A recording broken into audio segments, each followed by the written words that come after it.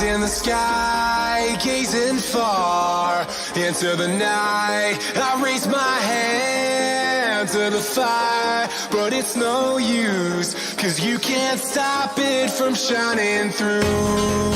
It's true, baby, let the light shine through. If you believe it's true, baby, won't you let the light shine through for you.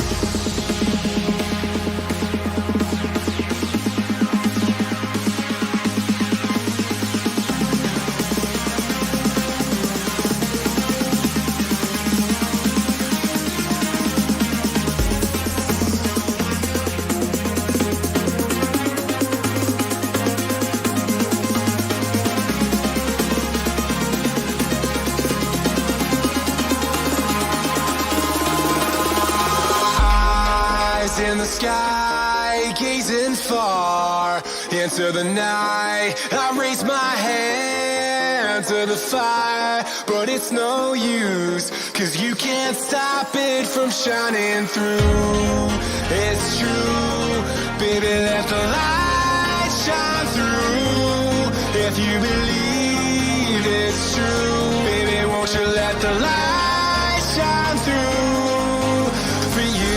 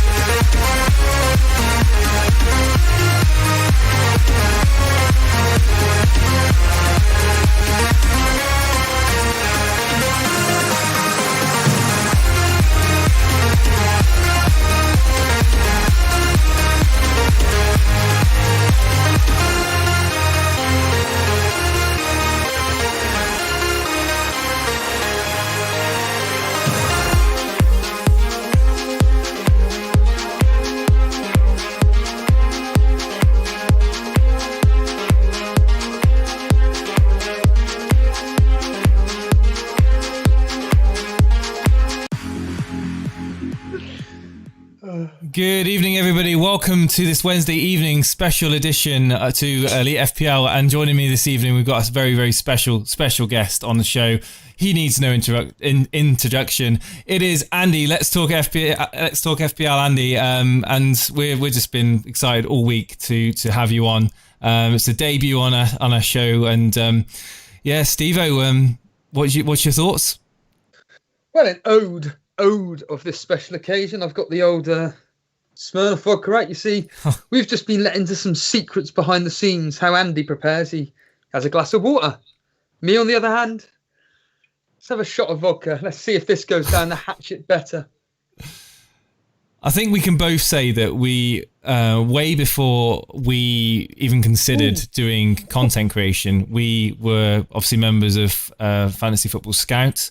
And we knew about Andy for quite some time, and he was one of the first for myself, and I'm sure Steve-O will have a story as well to tell. Him and Fantasy Football Scout were basically the start of my viewing and listening to FPL content. So it is a very, very, very, it's a much of an honour really to have him come on to the show with us. I'm sure Steve-O can obviously talk about his memories with Andy. It's been a bit of a roller coaster these last few years, and Andy, thank you for being on here with us, man. Jeez, what an intro! Thanks for inviting me on. Yeah, it's a pleasure. And there's a lot of people in the chat that've been looking forward. There's a lot of people in the chat who've been looking forward to you coming on the show as well. And Steve, I know you want to say a few things to start off with. Sounds like an episode of what do you call it? This Is Your Life. This is your life. Yeah, come on. We're gonna get the red book out. This is ridiculous, Andy. A few hours ago, I saw that on the BBC that apparently Lionel Messi, it's a very, very, very, very high chance that he signed for Man City. Do you know much about this? So I think that BBC link is their gossip column, so it's come from like the Daily Record or something. So I wouldn't read too much into it just yet, but Andy, if it does happen, it'd be absolutely insane. Yeah, it would be insane. Apparently, his dad was going there to hold talks, right, with the board. Is that right? Yeah, I think he's in Barcelona right now. There was a Sky News reporter telling us what he had for lunch. That's the kind of reporting that's going on right now about Messi. I'm surprised they're not tracking the movement of the car. Like, that's what seems to happen these days, isn't it? It's like, but yeah. I think. What's your opinion, honestly, about Messi? Do you think it's going to happen this season? I just can't see it. Like, something that big, like that, is like one of the biggest deals that's ever happened in football, if not the biggest. I just feel like it'll go round and round in circles and he'll end up staying. Like, Barcelona are going to do anything to make him stay. Now, if it is, like, the report in that thing on the BBC was like 600 million, maybe that changes things. He is 33. Like, even Messi at some point is not going to be as good at football as he is now. But I don't know. I still feel like it's just too good to be true that he's going to be in the Premier League. I think it'll ruin FPL a bit, but who cares about that when you get to watch Messi week in, week out, right? Yeah. In what way do you think I know the answer, but in what way do you think it will ruin FPL? Because if he comes in at what I think would be 14 million-ish, obviously the argument is everybody's going to captain every week. But just how do you think he'll ruin FPL, so to speak? Yeah, ruin's probably a bit of the wrong word or a strong word, but he's just, unless he comes to Man City, which is probably where he's going to go, right, and completely flops, then he is going to be captain week. So he's basically already taken the decision out of our hands. He's going to be captain every week pretty much. He's going to have to be in our teams as well. So it's almost like playing a game with 14 players and no captain. So I think ruin's probably the wrong word, but there'll probably be less decisions to make, I guess. But to be honest, like, who cares? For one season, maybe 2 seasons, you get to see Messi in the Premier League. Like, I think most of us have wanted to see that forever. So it's not a bad trade-off for me. Yeah, I'm the same as you. I would absolutely love it if he came to the Premier League, and even just to pick him for your fantasy team and everything. I mean, simple question is, he comes to Man City. Is he straight in your team? Yeah, like I can't. I've even, What about even Aubameyang?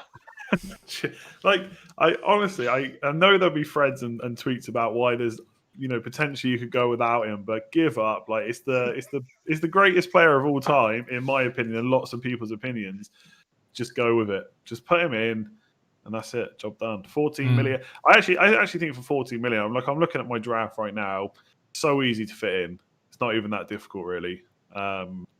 I didn't even think it was going to happen. I never thought that we'd ever have this conversation where Messi would come to the Premier League because of a history between himself and Barcelona, and obviously now the only real club that can afford him is City. Let's not beat around the bush. And there's rumours as well saying about possible shares or something in the actual club or something like that to get around financial fair play. That's what I've read.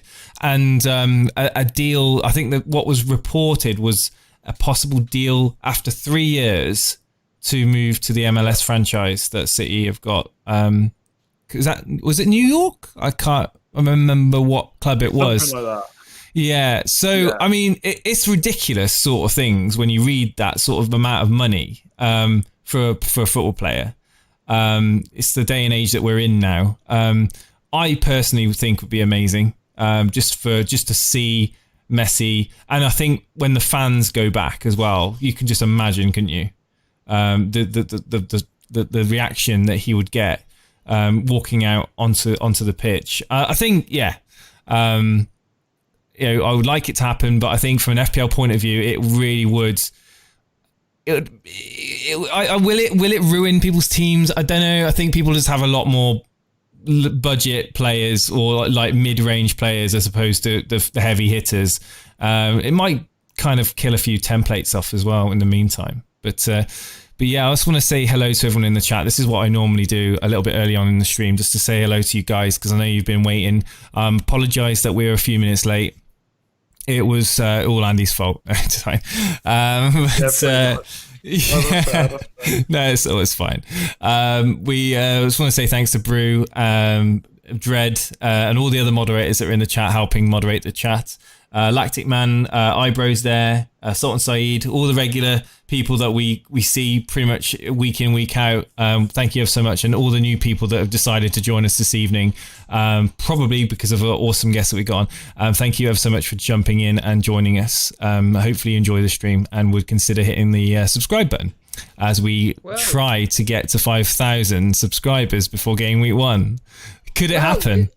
It's a beautiful link because we're on the road to 5,000, Andy, but more importantly, you're on the road to 100,000, aren't you? It's fantastic, isn't it?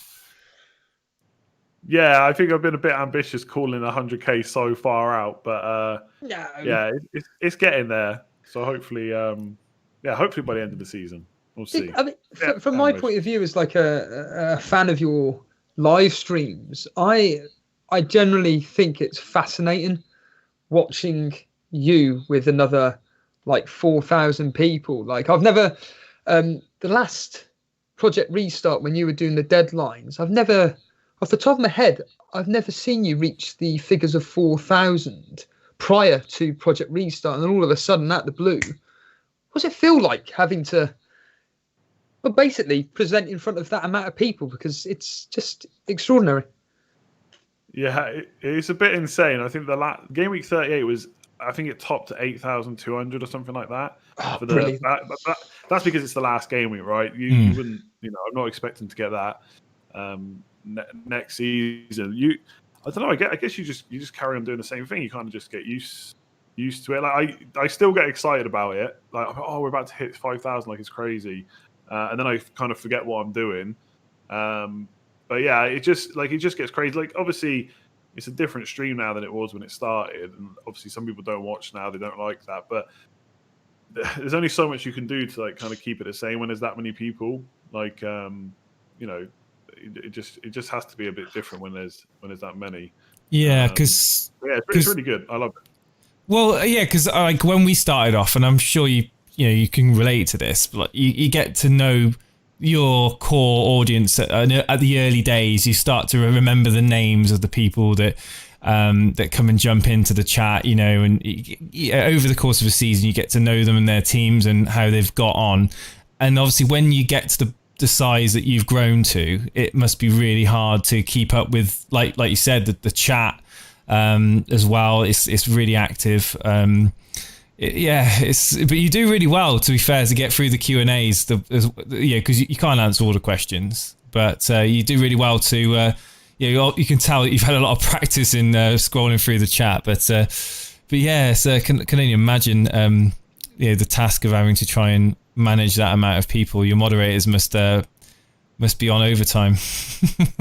I must admit, I do. I was saying this to someone the other day. Yeah.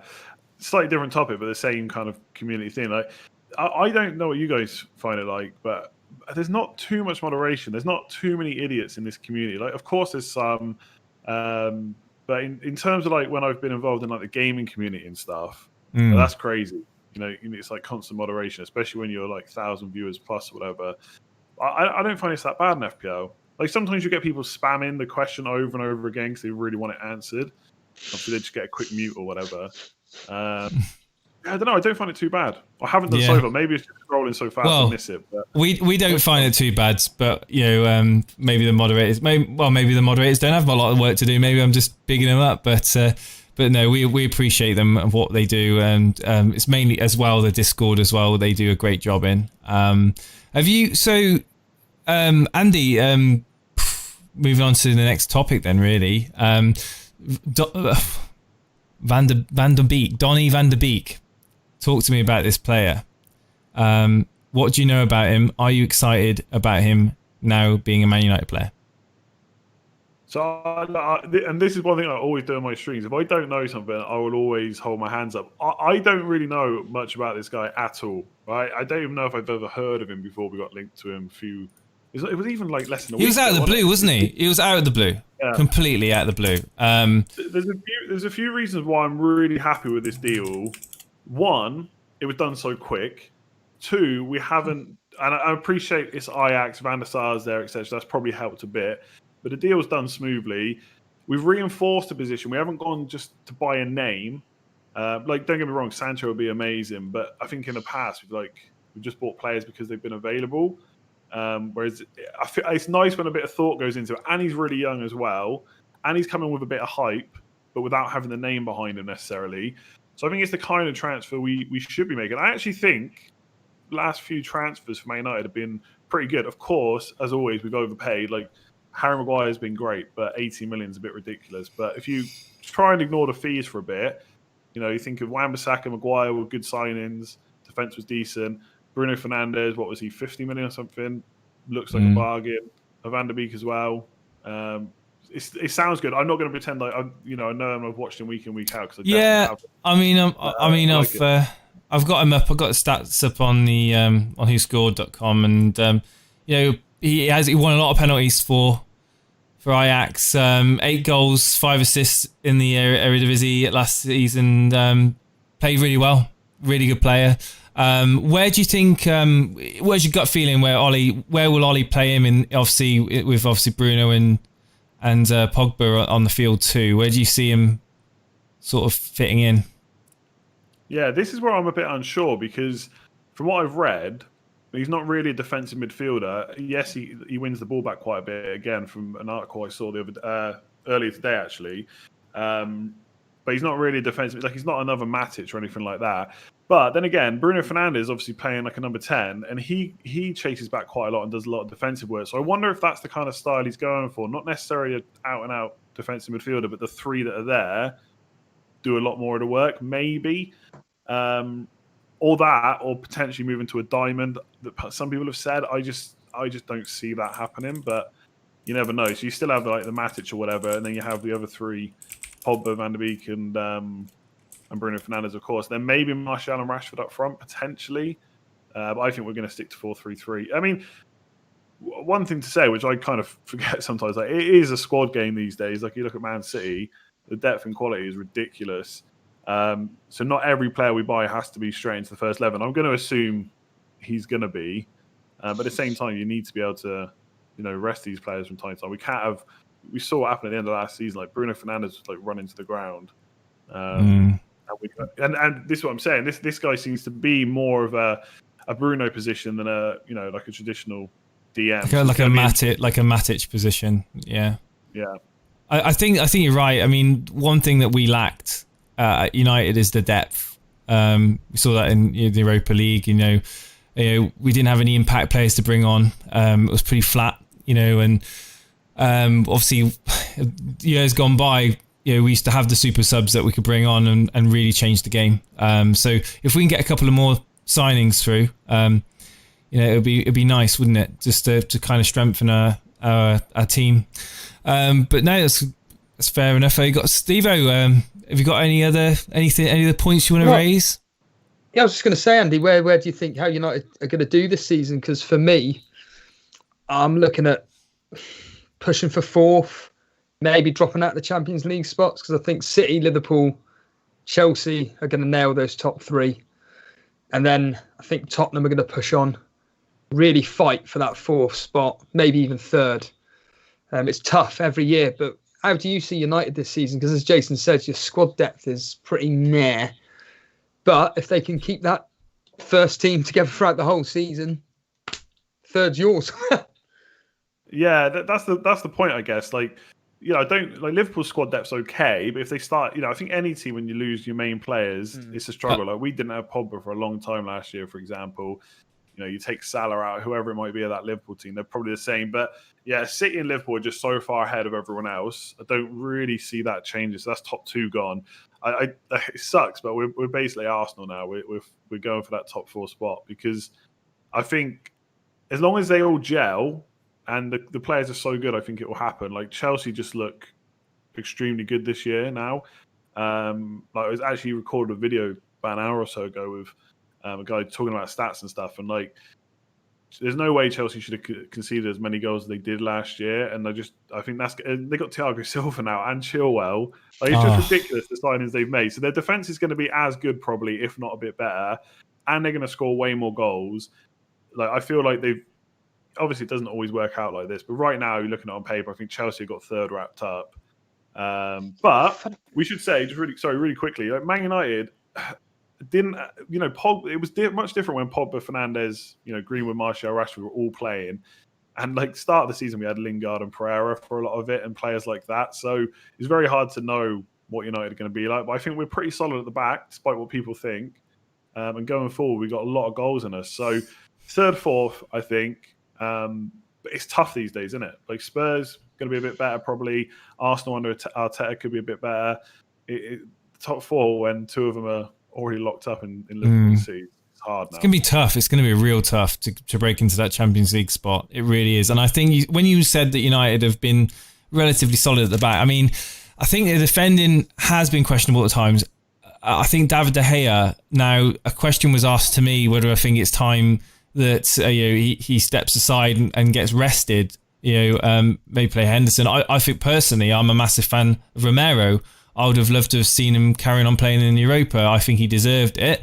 Obviously, confidence-wise, they say, play the goalkeeper, keep playing him. De Gea, for you, Andy, we've had, so many good memories of David De Gea and what he's capable of. He is a good goalkeeper, but he has made some seriously bad errors. Do you think he's close to being dropped? Nah. I don't think so. Talking about outside of ability for a second, he would be so hard to get rid of for a start. You think about all those times when he wanted to go, and we did all that to keep him, giving him 375k a week or whatever it is now. Not faxing fax off in time or something like that, wasn't it? Exactly. Yeah. So trying to get rid of him now to someone that's not like PSG would be so difficult. I just don't think you can drop him and put him on the bench for that long.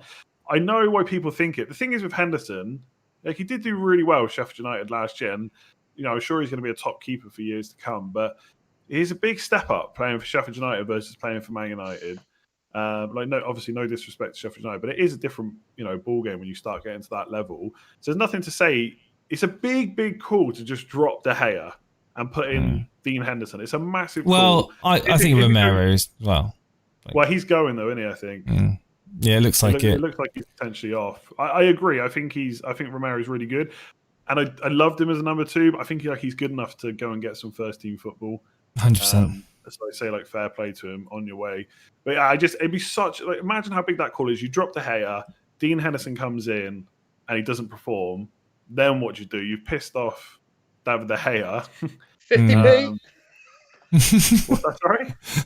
That you owe us 50p now, mate. That's the Steve-O swear jar. No, I completely get what you're saying. I mean, it is a case of obviously managing the players, and you know the thing that goes around in my mind is like Romero didn't really put a step wrong. Really, he didn't do anything wrong. He's just ultimately he was just there for the cup games. I think that De Gea, like I say, he's a good goalkeeper.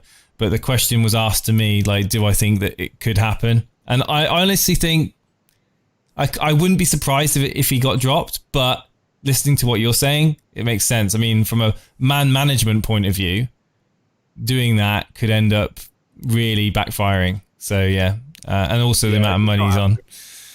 And also, like, I know he has made some big mistakes in big games as well.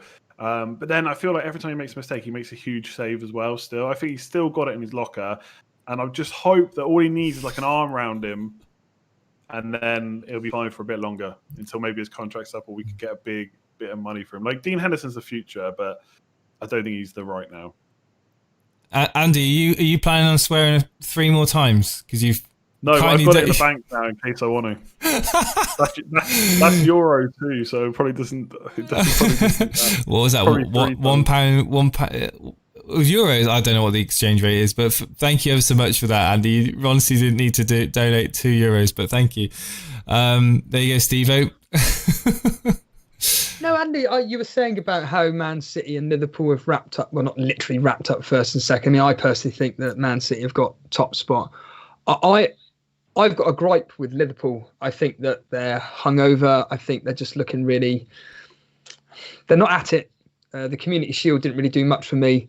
In Project Restart, it was just they were just going through the motions. I think you even said it on your own stream that they don't need to be at 100% to get through and get those points to win the championship, of course. But there's just something about Liverpool where I'm just like, nah, I just don't think you're at it. And I honestly think that Chelsea could potentially nick that second spot. What do you think on that, considering Chelsea's, as you've just alluded to, with Thiago Silva, Chilwell, Havertz is about to go through, Ziyech, Werner, and many more. What do you think on Liverpool and maybe Chelsea catching them for that second spot? Catching Liverpool. It's really, like, without giving too much away and talking about stats too much, it's really interesting. The guy I just spoke to about this actually with Liverpool. I kind of agree. Like, if I had to put money on it right now, I'd put my money on Man City again. They scored so many goals last year.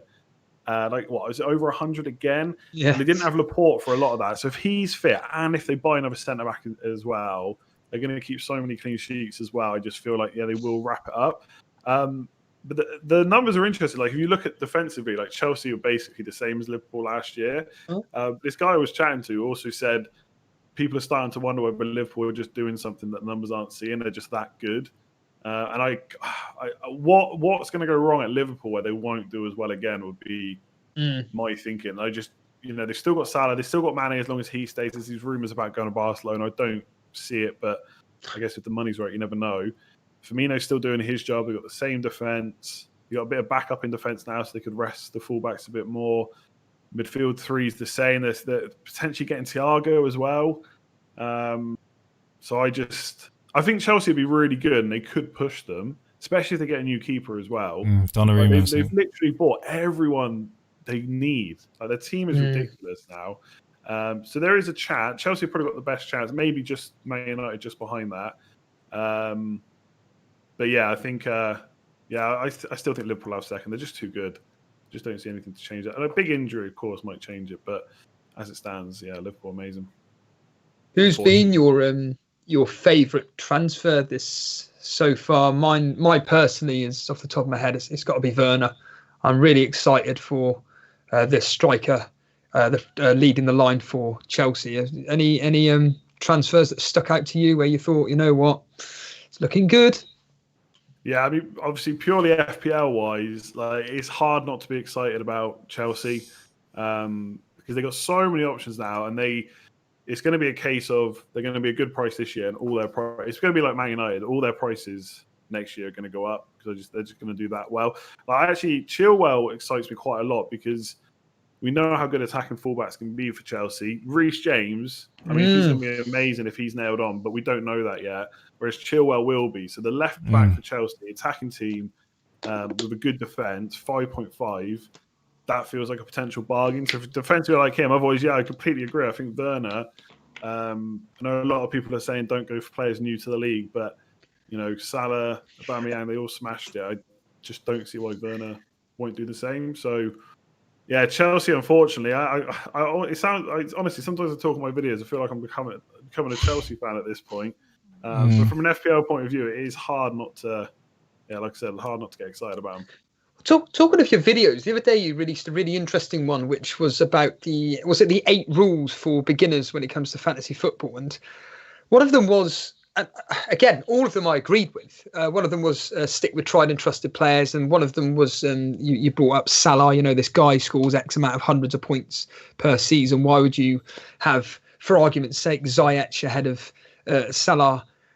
But of those 8, how many are you actually going to be stick with? Because we had FPL Dave on last night, and I was making the point that everybody's coming out with these plans about doing X, Y, and Z or A, B, and C and stuff. And we all know, like James said on Planet FPL, it's like, but then when Zinchenko scores for Southampton or whatever his name is, a hat-trick, everybody's just going to be like, I should have got him instead. And all panic stage and everything. And fantasy football's such a different game to a lot of other fantasy football games like Sky or various others where you've got a core team. FPL, you can do all these different transfers and everything on a weekly basis, as many as you want. Yeah, how likely are you going to stick with a so-called plan? Because I've got a plan, and I just know after game week 1 it's going to be like, I've got to get Ziyech. I've got to get Ziyech. Do you know what I mean? Yeah, I don't know. I wouldn't say it's like a plan or like rigid rules. I mean, the number one rule should always be adaptability or flexibility, right? Because you know, we're all going to get. I mean, our game week 1 teams will for most of us will be rubbish. We'll have missed like 2 or 3 players. We'll have the wrong players. I know, you just know it's going to happen, right? So I'm not sitting there thinking I got the best team or anything like that. And it's not really rigid rules, but it's just stuff to think about. Like, it's not that I would never. Yeah, you're right. If Gineppo scores a hat trick, I'll have to have a look at it. Maybe he's now the one. Why not? But I think that the tried and trusted players is to start with in game week 1. Obviously, when I see them play, if they're, if there's players I've not considered that are doing well, of course, I'll definitely consider them. I feel like, I don't think I explained that point very well in the video because it's not tried and trusted. They've done it last season. It's in the Premier League. It's just kind of players you know can do it. Like Werner, for me, is like a known quantity, I think. Like, you know how good he's been in the Bundesliga. He's coming into a team that we're expecting to do really well. That's completely different to like Fulham signing a new winger or something, right? So that's the difference there, I would say. But it's not 8 things I would necessarily I don't think there is something that I would need to stick to. But it's more like a lot of the times I feel like I've got a bad player, I have to get rid of them. No matter what, they have to leave my team. But if I've only got 1 transfer and there's not a very good player to bring in, why don't I just keep them for 1 more week and then reassess? Not saying that I'll never get rid of them. I think sometimes I get like tunnel vision about having to get rid of someone when quite often there's not necessarily a better player, or I'm having to justify why I need to bring that player in. And sometimes, like when you try and justify it so much, that probably should tell you that you're trying to think, you're thinking too hard about why they should be in. And you should probably just rethink. If there's not something off the top of your head, bam, they should be in because of this. Then just transferring them out for the sake of transferring them out, as opposed to actually having an actual plan. And of course, a lot of people, when they fall into that trap of bringing a player in who's got good fixtures, they give 1 fixture and then like they're already sick of it, you know. But originally they were like, oh well, this guy's got green. Revert back to that thought process when you brought him in, give him that chance. Obviously, when you plan for players in your team, you don't just say, well, if he doesn't do well against, Fulham, then that's it, he's out of my team. yeah, exactly. You know, patience is really a key thing, and I think a lot of people can be guilty of being very impatient when it comes to FPL. Well, last season for me, I had it with Kane. If you remember, I said, right, he's got those 3 fixtures. He failed in the first one. Stuff him, get him gone. Yeah, and then Even though I Burnley, didn't said he? Yeah, I'm going to Burnley. captain him against Burnley. Yeah, I got him gone. It's just crazy. And I mean, Andy, yeah, go for it. Sorry, yeah, just really quickly. Like at the end of the day, like yeah, I've got all these things that I want to do, but that's the thing I like about FPL. Sometimes you just get annoyed, and you know that player has to go. And like I think I always say this. I try and say this a lot on videos and streams. Like there's no way I'm always going to make the right decision, and sometimes I will be frustrated with a player and just want to get rid of them. And if I want to do that, I'll do that. But I usually, I like to kind of differentiate between when I'm doing something just because I'm annoyed versus I actually think it's a good idea. I try and tell people that I'm bringing in this player. I don't think you should. I'm just doing it because whatever X, Y, Z.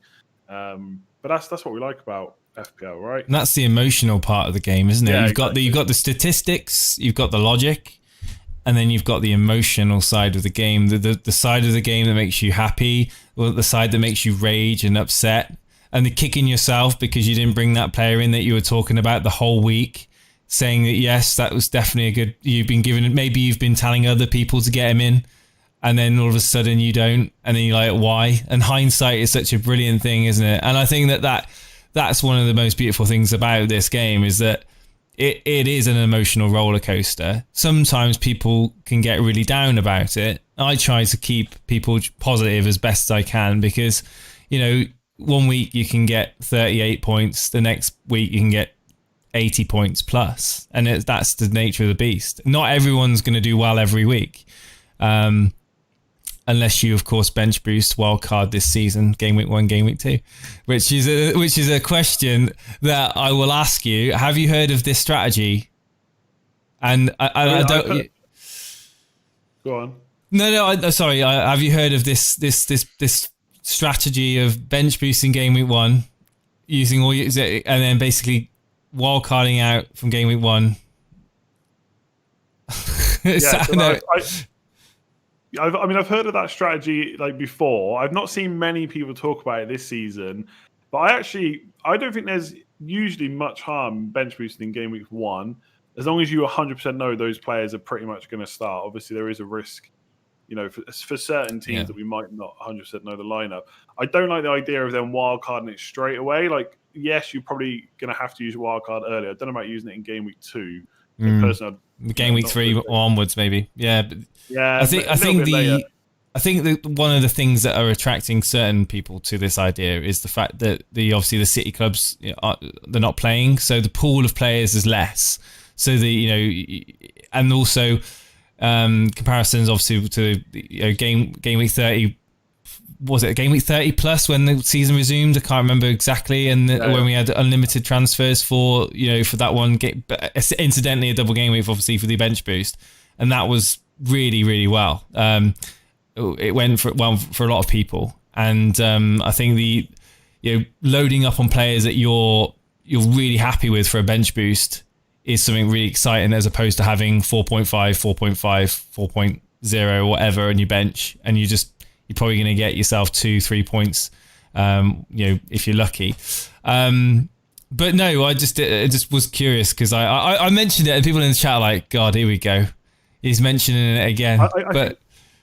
I think bench boosting game week 1 is not as bad as everyone thinks it is, because ultimately the best time, I mean, yes, taking double game weeks out of it for a set, the best time to bench boost is pretty much immediately after a wild card. And game week 1 is basically a wild card because you can get in any players you want right now. So I've seen plenty of people in the past bench boost game week 1 and do fine out of it. I think people's expectations with that chip are way too big anyway. The only thing is I'm like thinking about what my draft looks like now and thinking about how I could get a bench I'd be happy with. I just feel like I would have to take too much out of the first 11. I wouldn't be that happy about it this year. I think it's actually a little bit tougher maybe this year than the previous was to get a good game week 1 squad. But in general, I don't hate it. I don't necessarily like wildcarding immediately, although again, there's maybe certain reasons to do that this year because of City and United, like you said. So yeah, I don't think it's the worst idea. No, that's cool. I can't wait till Sunday surgery and all these people come on the show, and then they'll be going onto your show and they'll be saying, "Oh, why did I bench boost? Why did I?" It's the same old I'm not saying nonsense. I'll do it. And let's get real here, Andy. What's going to happen on your stream? What's going to happen on our stream and various other people? It will be game week 1 on Sunday afternoon. Tottenham versus Everton. Kane scored a hat-trick. Salah and Aubameyang only got a goal each, and everybody's going to be going, "I told you should have got Kane." All plans go out the window. And don't get me wrong, Stevie Jackson last night did a very, very persuasive argument. A friend of mine, Dale, said that, you know what? Bench boost game week 1, wildcard game week 2. I reckon I could do it. He was very persuasive. No, he won't. All these people saying it, I don't think they'll do it. Now, please, like I said, come on the show the day they do it and we'll see. But what do you reckon, Jason, honestly? Do you think they'll go through with it, or do you think it's all just talk now, and then when it comes to the deadline, it'd be like, oh, panic stations, be back to the norm? What, this strategy of bench boost? Or I think a lot of people won't do it. I think there will be people that will do it because they see it as an opportunity. And we will always get FPL managers using their chips earlier on to try and gain the advantage. There are obviously best times to use certain chips, but like Andy says, it's not. I don't think it's the bench boost and the triple captain for me are two chips that are almost like revered as being these amazing chips, but. The triple captain, at best is what going to get you between 10, 15 points more, unless you, of course, triple captain a real obscure player that happens to do really well. And the bench boost again. I mean, you're most likely going to use it in a double game week. You're going to have bang average bench players that are going to just be squad players mostly. It's really not going to. It's not really going to make a drastic difference on your overall rank. I don't personally think in the long run. So it's mainly the wild card, like Andy said. If you're going to wild card after that bench boost, is that a waste of a wild card? So early in the season when we still don't know much about what's going on. Yeah, I think if you really want to do this, you have to be one of those people that can avoid the noise, because you are never going to get people confirming that it's okay to do. No one's going to want you to do this. So I feel like if you really want to do it, don't ask other people what they think, because it's a bit like in my Slack channel, for example. There's a few people talking about going without Liverpool players, and I said, if you want to do that, do it. Do not ask anyone. No one is going to tell you it's a good idea to go without Liverpool players. It's just one of those things where you've got to be able to avoid the noise, and if you can, you'll just get talked around every time. It's funny you say that, because whether you're aware or not, I've I have avoided the noise. I've decided to mute various people like yourself on Twitter and stuff. It's got nothing against you guys. It's the fact that I just want to avoid all the noise regarding fantasy football, and the only time I actually see it is if I choose to watch somebody's content like yourself, FPL Day, Planet FPL, etc. But I think you guys come it from a different angle, specifically from your live stream point of view. This is why I love your live streams, because it's going to sound really weird, but it's more football chat, whereas your other videos, they're more advice. You're trying to give the advice that you think is right for the people that are consuming your content. And with FPL Dave, he likes to have a laugh with everything, like he said last night. He'd rather just to have a joke about it. And with Planet FPL, it's more a real life football based discussion, and they'll obviously tie it in with fantasy football. And for me, I've just cut out all the noise. And it's funny you mentioned going without Liverpool. Well, I'm not at that extent, but I'm going without Salah. I'm sick to death of him, mate. I'm absolutely sick to death of him, and I'm going double defence. I'm going Robertson and Trent, because Salah, for me, I'm sorry, he just doesn't look like he's at it, mate. I don't know what your thoughts are on Salah in general, but there's just something about Liverpool. I don't want to go on about it, but there's just something about them which doesn't impress me, and there are other teams and players which do. One thing I never try and do is really talk someone out of what they want to do. I happily give them my opinion, and if it's someone, the only time I'll ever tell someone they're making a mistake is if they genuinely are. If they're buying a player that's not going to start or something like that, they've just missed, the same with my missus. She doesn't really want too much help, but if I see a team and she's picked someone that I know 100% is not going to start, then I'll say it. Salah. The thing is, I just feel like Salah's done nothing wrong to warrant me not wanting him. I know post-lockdown Liverpool weren't great, but I feel like there's circumstances around that. They're going for back-to-back league titles now. They're not going to have hangovers, kind of back to business. I feel like that will be like. I mean, if there's ever time you're not going to start with him, Arsenal, Chelsea in the first 3 is probably a good time to do it, I guess. But yeah, I'm starting with him. I just feel like he's just done nothing to warrant me not wanting him. I think Leeds at home is fine. A lot of Leeds fans are expecting big things from Leeds this year, but any home game for Salah is a good game for me, pretty much. Maybe not Man City, maybe not Man United or Chelsea, but anyone else is pretty damn good. So I just feel like it's saving a transfer down the line, so I definitely want him. It could be Mane instead. I just prefer Salah. So yeah. So will he be a captain consideration for you game week 1 then, Andy, if you have him in your team? Like, will he be up there? Yeah, definitely. It's him or Aubameyang, I think. Kane! Yeah, it could be. I mean, it could be against Everton. I had Son in my team for a while. It could be Werner as well, but I just feel like Aubameyang away to Fulham is so kind of tempting. And obviously Salah at home, like I just said, is always good. So it's going to be one of those two, I think. I don't mean I'm going to have Kane in my team, so for me, he won't be an option. But yeah, I know that Leeds could be as good defensively as Sheffield United were last year, maybe, but I want them to prove that in the Premier League before I start worrying about captaining against them. Like, people have made really good points as to why they're going to be, one of the best teams to come up. And maybe they will be, but I want to see it first. I just think, Liverpool just won the league. Like, what's there to worry about is my main thinking, to be honest. And Andy, while you're about to ask the question to Andy, would you be okay to post your team in the Discord channel so I can put it up on the screen in front of so that everyone can see? Have you got a screenshot? Yeah, you can just upload the screenshot of your latest, obviously your team, just above the waiting room, mate. You might have to talk me how to use. Yeah. So if you get, it's fine, man. It's so if you look, room, so above the waiting room, you see all those people waiting above us. Yeah. They want to. They're waiting to come on the show to have a chat. But above that, you've got the live stream screenshots channel. If you click on that, and then you can upload or just drag it into the actual thing, it'll do the job as well. Gee, isn't technology great? Oh, look at that! There it is. Done. Boom! There you go. There we go. Let's go. That's a good time. I know how to take a screenshot. Barnes, Andy. What are you doing, mate? All right, here we go. Let's bring it up. You've got Harvey Barnes, captain. Can't be doing that, mate.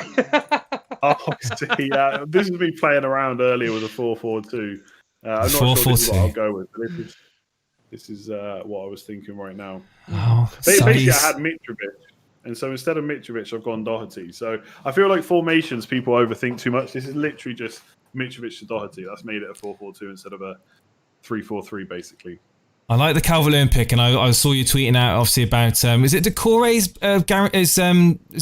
is a deal from Watford to Everton for Decore? Again, Decore, James Rodriguez, that's going to be interesting. That's going to be really interesting. Calvert-Lewin was a little blip on my radar. That little blip's starting to get a little bit bigger now. And that, obviously, I think some shrewd business, I think, from Everton there. It could be a bit of a dark horse this season. What's your thoughts? Yeah, I think it's always difficult to know. They are on about getting 3 midfielders. So it's always difficult to know whether they'll come straight in and start performing well from the off.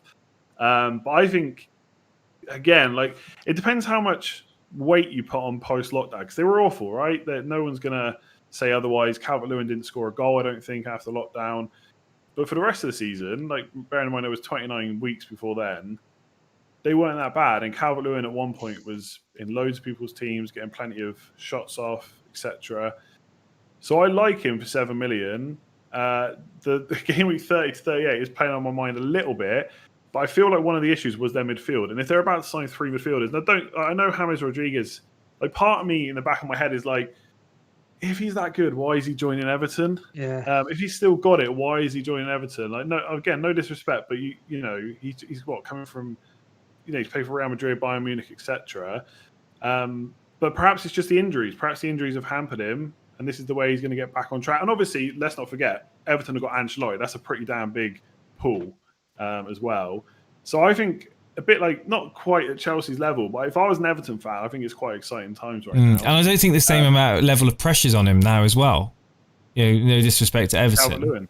No, well, sorry, and Rodriguez. Rodriguez, coming in. I think he'll be given some freedom in that Everton team, and I think they'll. I know someone said in the chat Everton always tip to do well, but they'll be rubbish. But no, I honestly do think that it could be something we really need to look at as a fantasy football managers. Everton.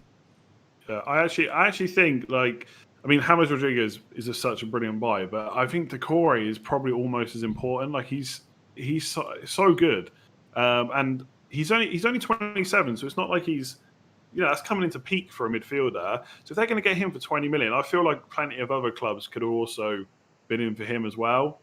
Like box to box, he's going to win you the ball back quite a lot, drive forward. I think he's almost from thinking about like FPL, from like maybe going for a defender or maybe going for Calvert-Lewin. I feel like he's almost as important as getting James Rodriguez. And if they get Allen as well, like he's a bit older, I know. But it's the kind of players they need. Whether they're all going to gel, whether they're too old, they're too injury prone, I just don't know. But let's just say they're all fit and they do gel quickly. Everton have got really good opening fixtures as well. Once you look past Tottenham, I don't know. Calvert-Lewin 7 million. I feel like a lot of people are overlooking him because of that. Literally because of 30 to 38. Yeah. But there was, like I said earlier, 29 other weeks. So yeah, I quite like him. Yeah, it's maybe good I'll thing. put him on, but we'll see. Dele Alli in your team there. How locked is he in that? Because I've got him in my team. He's done really well in the pre-season. He did all right under Mourinho last year when he was available. I think it's a great pick. Yeah, I mean, if I'm to be completely honest, this was me playing around with it earlier. I would say I'm probably more likely to go Son and downgrade Barnes maybe. But I don't know. Again, Ali, who knows in that how Mourinho's side is going to start off. Like we've seen Ali in the past do really well. He's like sometimes plays almost as a second striker. But again, I feel like he hasn't really done it enough from an FPL point of view for a while. Although I was looking at his goals. He still scored 8 goals, 6 assists last year in less than 2,000 minutes. So yes, it's not like he did nothing. But he's a long way away from kind of, 2016-17, 18 goals, 11 assists. He's a long way from that at the moment. But yeah, he could be good. But I think if I'm being realistic, before game 1, I would change that probably. I think I'd either go to someone else, maybe Ziyech or someone, or just go up to Son and fund it elsewhere. Because then Barnes down to like a Souček or I don't know, St. Maximin, whoever it is, that also gives me a bit of extra money to put in elsewhere. Because there's quite a few £5 million defenders that I'm kind of looking at. Like I mentioned Reece James earlier, he would be amazing if he was nailed. But yeah, I quite like that team overall. Yeah, you got two Spurs in there very quickly. But touching on Ali, I've seen people talking about this documentary on Netflix. Apparently, watching that documentary has made them bring Ali into the team. I've not seen it myself. It'd be interesting to see what the reasoning is there in that. Oh, have you seen it? Have you? No. It's just after last night, everybody's shooting me down for having Ali, and now all of a sudden, what you're saying now. A lot of people on Twitter are on about it. But the pick for Doherty. Now, there's a debate going on about will he be the same Doherty that we saw at Wolves? Will he be playing in the same sort of areas of the field that we saw at him playing in the Wolves team? Obviously, Spurs are a very different beast. Will he be more out on the wing as opposed to cutting in and coming in towards the box as a fullback? In your opinion?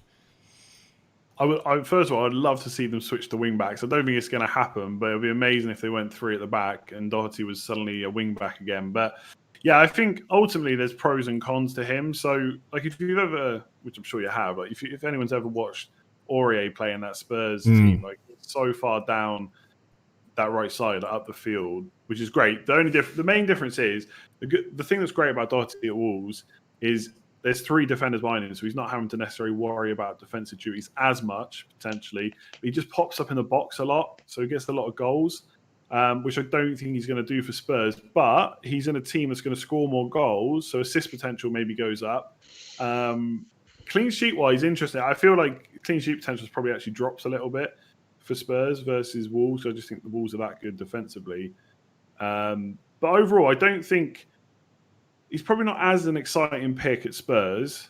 And obviously, 6 million is quite a lot of money when we're not 100% sure how they're gonna, start under Mourinho, etc. I appreciate like he's been there a while, but new season and all that.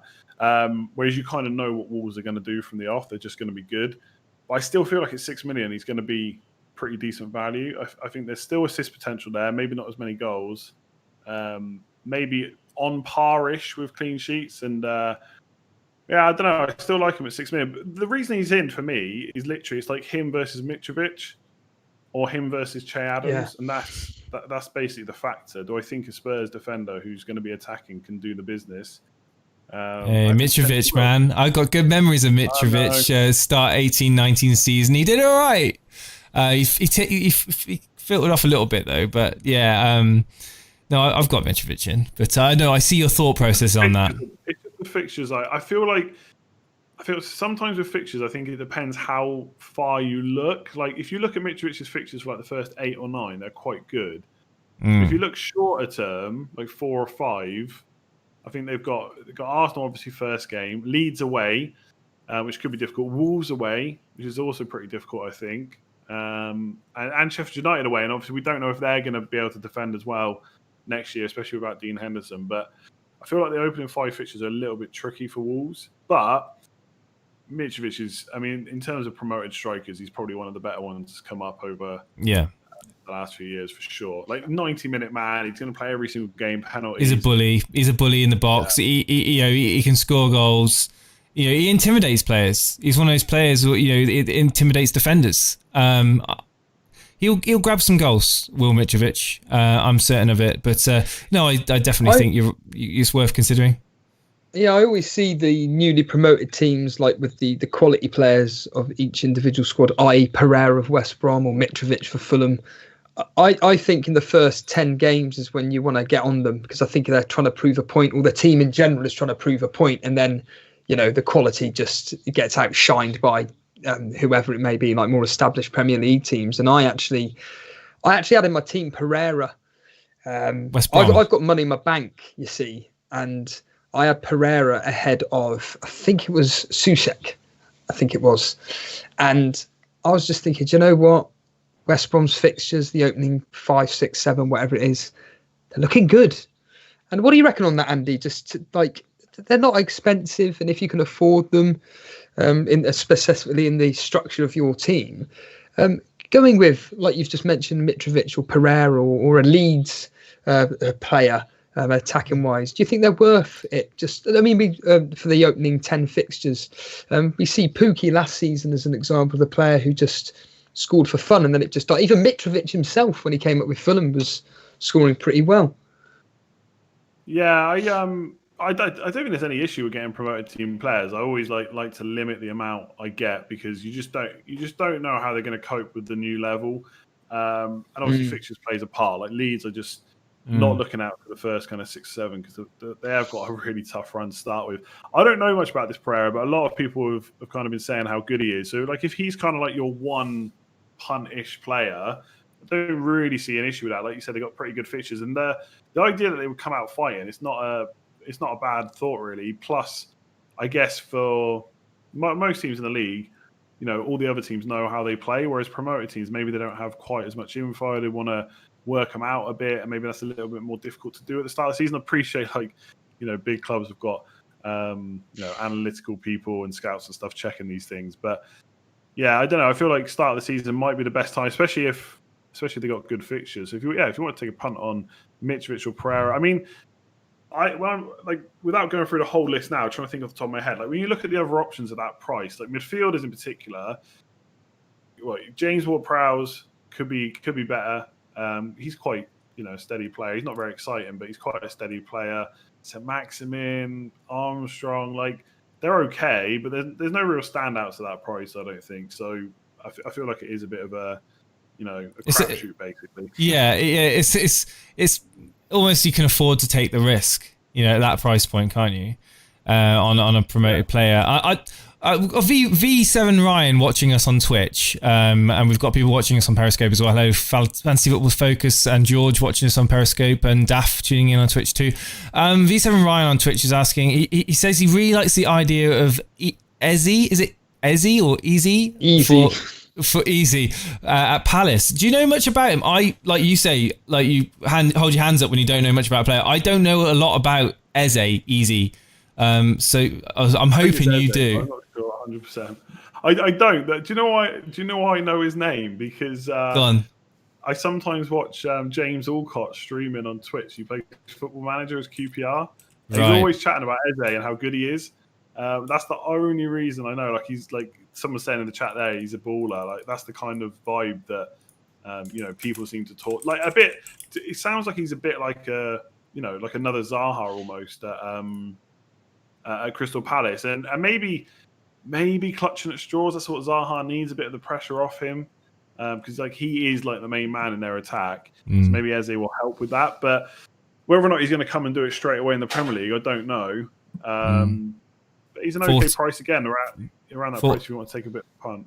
Yeah, 14 goals, 8 assists last season. QPR. I mean, it's again to go down what you were saying. It's a player to consider at that price point, 100%. But we obviously. We have got people waiting in the waiting room. Would you mind being on while we take a couple of callers in, Andy? Yeah, go for it, yeah. Would you like to choose the first caller? We've got quite a few people stacked up. Go ahead and call the name out. We'll bring him on. Oh, you want me to call him out? Yeah, go on, you're the guest, man. You get the first pick. We'll go as long as this isn't the guy from Arsenal Fan TV. We'll go for Heavy D. Heavy D 77, right? Heavy D, Heavy D. Good evening. How are you? You're live on Elite FPL. Heavy D, are you there? Muted. You've jinxed it, Andy. He's jinxed him. He's gone. He's gone. It is the guy from Arsenal Fan TV. I thought he's not talking. He's so offended. Who's that, Andy? What, is there someone called Heavy D on Arsenal Fan TV, is there? I don't know anyone called Heavy D. DT. There's DT. No, there's a guy called Heavy D. I don't know I don't think he's on there anymore. I'm sure there is. Someone in the chat will know. I mean, I don't really watch that stuff if I can help it. But Heavy D, can you hear us? Forget it, Jake. It doesn't seem like his mic. It doesn't seem like his mic's working. Sorry, Heavy. Go for Benji because I saw him say something earlier in the chat. But I agree. Benji, okay. Benji Yang is now on. He's got himself muted and his microphone muted. If you can just unmute yourself and mute the stream. Benji, how you doing? You're live on the Elite FPL podcast. Hello. How's it going, Benji? How are you doing, mate? Whereabouts are you from? Originally from like London area. I'm from Cornwall. Now I live in Cornwall. So living it good near the coast. Nice. So, not a bad place, part of the world to live. And what have you got to talk about this evening, Benji? Obviously, we're joined by Andy. I'm sure you'll be happy to answer any questions you've got. Have you posted your team in the screenshots very quickly? While I'll do that now for you. I'll go for it, mate. Yep.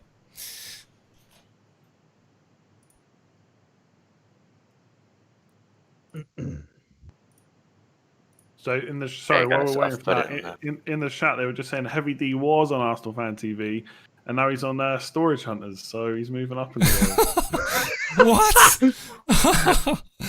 Have you posted it, Benji? Yeah, you have, man. I've put it in there. Thank God for live chat. That's all I'm going to say. Like, they can bail you out all the time. If you ever got a question or you need to know something, ask chat and they'll come out with the answer.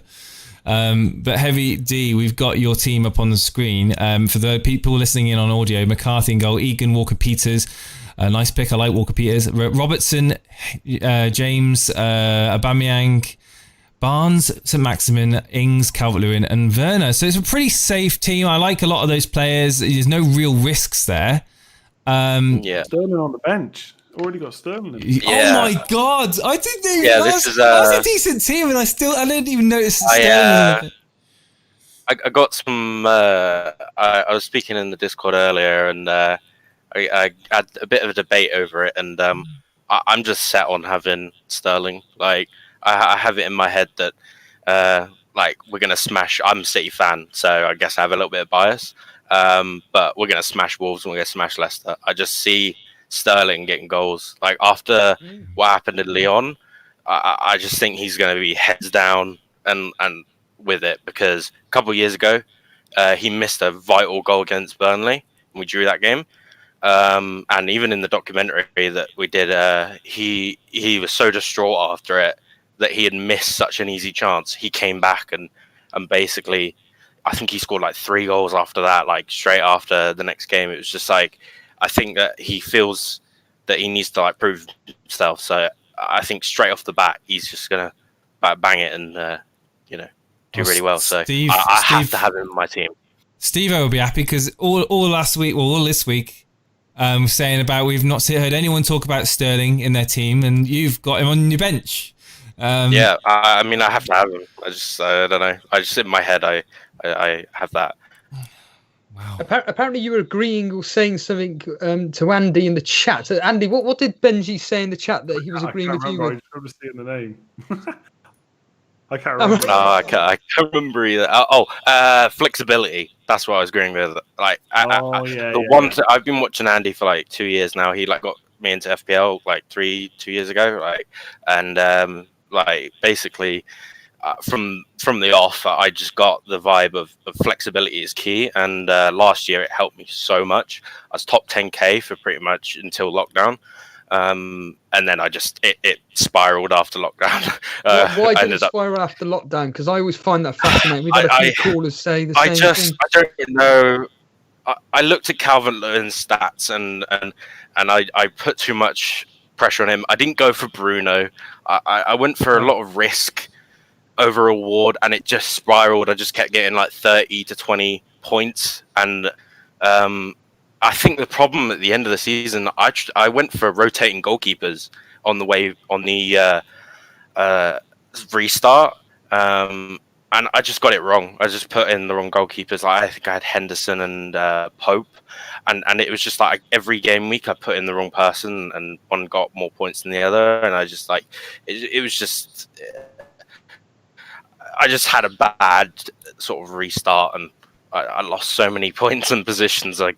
It was unfortunate, but yeah, like I agreed with Andy that basically flexibility is my main rule for the whole thing. Andy, just quickly before I ask you a question, can you do a quick bit of admin about liking and subscribing? Do it in that unique way that you do so beautifully on your own show. We're just going to pimp Andy out. There you go, yes, mate. Yes, we are. They've explained it exactly right. There's nearly 800 people watching. There's not even 200 likes. Just hit the button. What, you guys all bots or something? Come on, hit the like button. We're trying to hit 100k subscribers. Boom. I'm a big fan of Hugh Wisby, and he has like a thing of like you're absolute like a fraudulent person if you don't like. So I always like say like when I think you just like, or you're just a fraudulent person. So thanks for that, Benji. No, Andy. Obviously, Benji here is talking about Sterling, bigging them up. I've been bigging them up a lot of the time, and everybody just keeps going on about Kevin De Bruyne. Are you just going to bring them both in, or is it just nope? I'm sticking with Kevin De Bruyne. Are you tinkering around with Sterling? What are you thinking, Andy? Yeah, I will almost certainly bring a Man City player in game week 3. I wouldn't be so confident about smashing Wolves myself, but you never know, I guess. But game week 3, I kind of like him. Maybe game week 5, but probably game week 3. Right now, I actually like Sterling too, especially how good he was at the end of last season. And to be fair, like, he was good for the whole season. It just the ball wasn't going in the net. Like, he was getting a lot of chances. It just kind of all came to a fore after lockdown. He just absolutely smashed it. But if Kevin De Bruyne is on penalties, then there's just no way I can go without him. He's already ridiculous with the amount of attacking returns he has. Imagine if he has penalties for a full season as well. All you need is for City to get like a Man United style penalty season, and like he's smashing records everywhere. So I personally like Sterling as well, but De Bruyne with penalties would be so hard to ignore. Are you disappointed that they priced Kevin De Bruyne at 11.5 rather than 12? No, I don't think so. I think it's okay. I think that out of all the premium players, I think the one they made a mistake on was Salah. They should have just kept him at 12.5. Oh, really? Why is that? Because I feel like once you price him and the Mane the same, everyone will just go to Salah. I think when they're even if it's just 0.5 million, I think that just makes a big difference in people's thoughts. Like if Mane was still 11.5 or Salah was 12.5, there'd be a bit more of a conversation. And it's not to say that Mane's not a good option, but I think when they're the same price, it's hard to maybe justify Mane over Salah at least at the start. And that's what we've seen on people posting their teams. We've seen no Mane's been mentioned. I mean, we did have one that had Mane and Salah in their team for game week 1, which was very, very interesting. But went with the captaincy on Salah. But I think you've hit the nail on the head there. Really, with those price points being the same, the conversation isn't being discussed as much as it was last season. Last season we saw that a lot. Do you have Mane or do you have Salah? And obviously, towards the end of the season, they were almost the same price anyway. But looking at that team, I do want to caveat though that my plan is eventually to get Aubameyang out and put a Liverpool player back in, because in my opinion, like the first 3 game weeks, I look at it as who's going to get more points for me, a De Bruyne or a Sterling or a Salah or Mane. And for me, it's Sterling. Like even with the blank, I still think that Sterling will get more points. It's just my opinion, but I just have more faith in that. Surely Salah with 2 games is going to get more than Sterling with 1. And you just make. I just genuinely think that. Like I think Leeds is going to be a hard game. I just think that Liverpool are going to start off quite slow and then they'll just kick on and probably win the league. But I just think they'll try start slow. And I love Chelsea this year. Like this year, Chelsea. I had Steve say earlier. Like Chelsea this year is just. I got a feeling, with Chelsea, they're not going to be the goal letting in team that they were last year. And I only see like maybe a 2-0 against Leeds or 3-0, and then maybe a 1-0, 1-1 against Chelsea. And then against Arsenal, if Arteta plays like he did in the Cup, it's going to be a lot less as well. So I just think in the 3 games, and especially against Leicester, because they've got James Justin and I think they're bringing in Castanga or something his name is at left back. The wings are going to be absolutely open for Man City, and Mahrez and Sterling are going to rip them apart. And I just see more points. So by game week 3, I probably will have Mane or Salah in, and I think by game week 3, I'll know who is. By stats and stuff, I think I'll know who I want. I was just going to ask you that. Are you going to play? Are you going to be looking at stats closely then this season? Yeah, I mean, I've shout out to Fantasy Football Scout. This is like the first year of really last year I sort of delved into it, but I hear they've got an offer on at the moment, Andy. Is that right?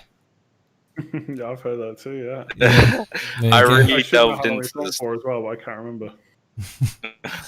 I really delved into the stats, and with my team, I really want to get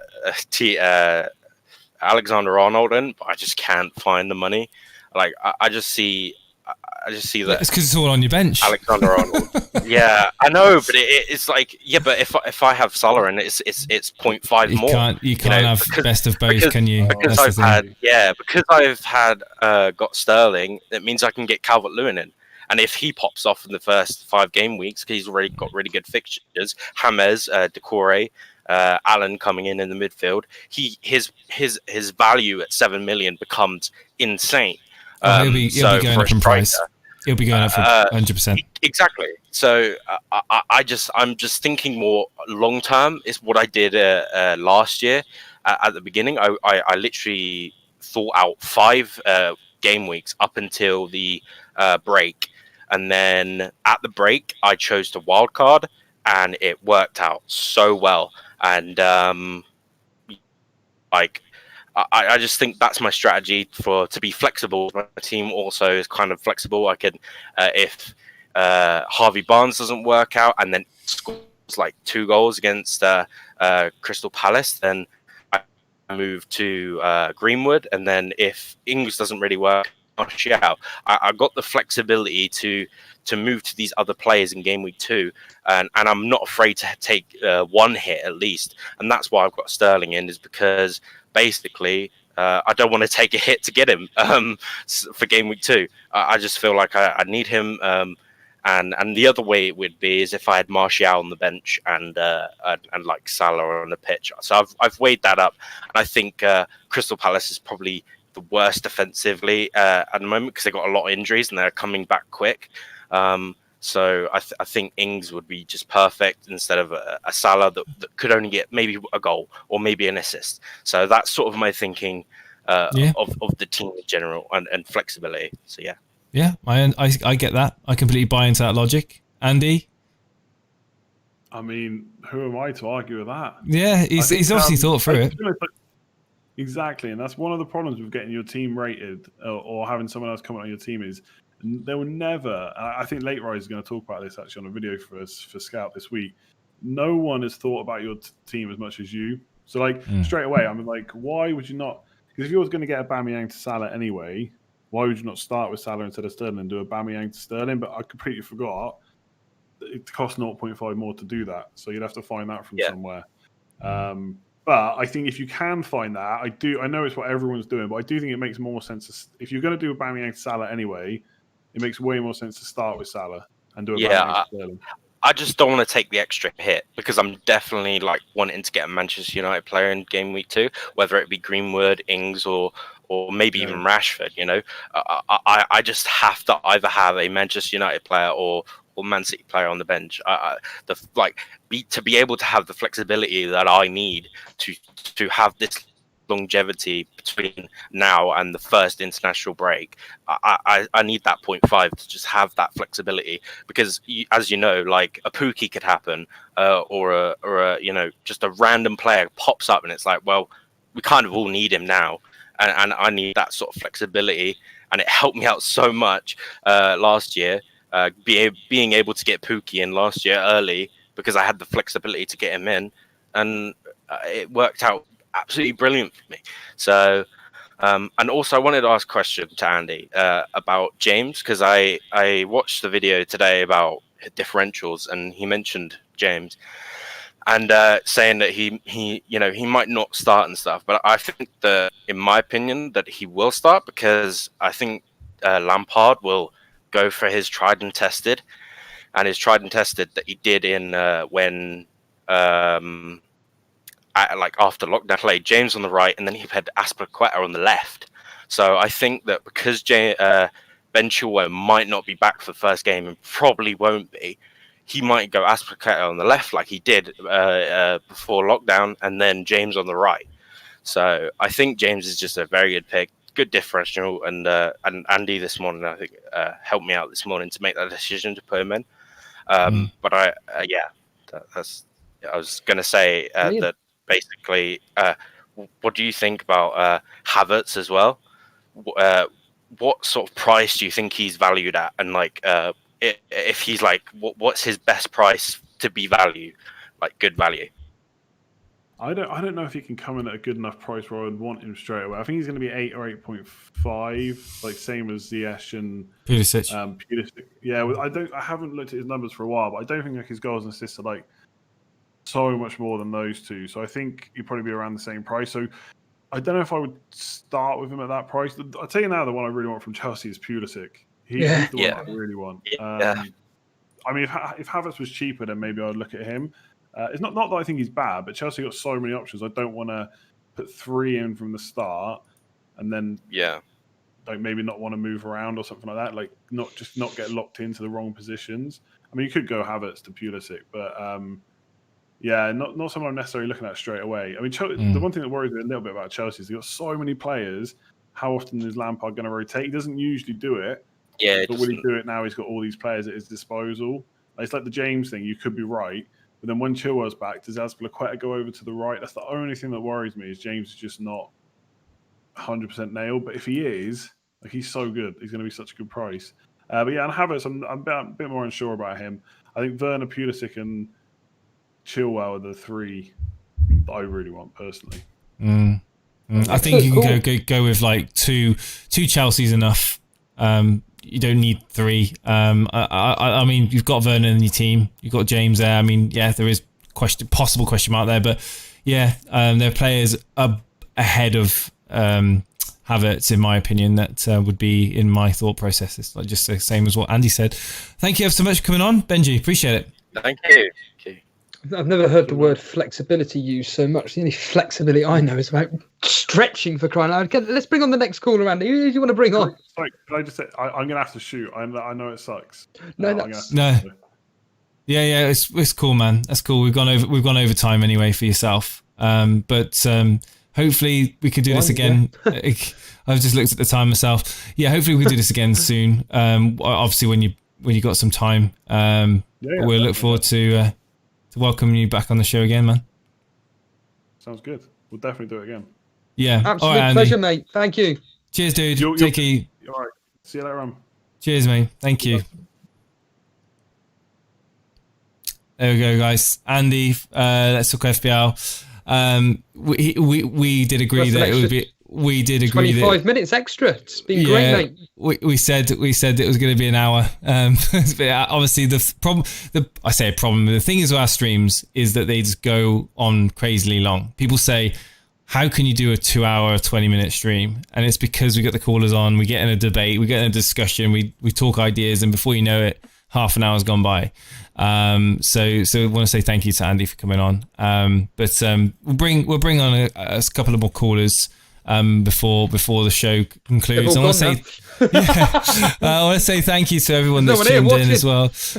We had over 800. We've got around about 800 people tuning in at the moment. If you're new to the show and you are liking what you see, please hit that like button and subscribe to us. The notification bell will help let you know when we go live. We're also active on Twitter. At least I am. I'm not the one posting the bill videos and stuff like that. That's Steve-O.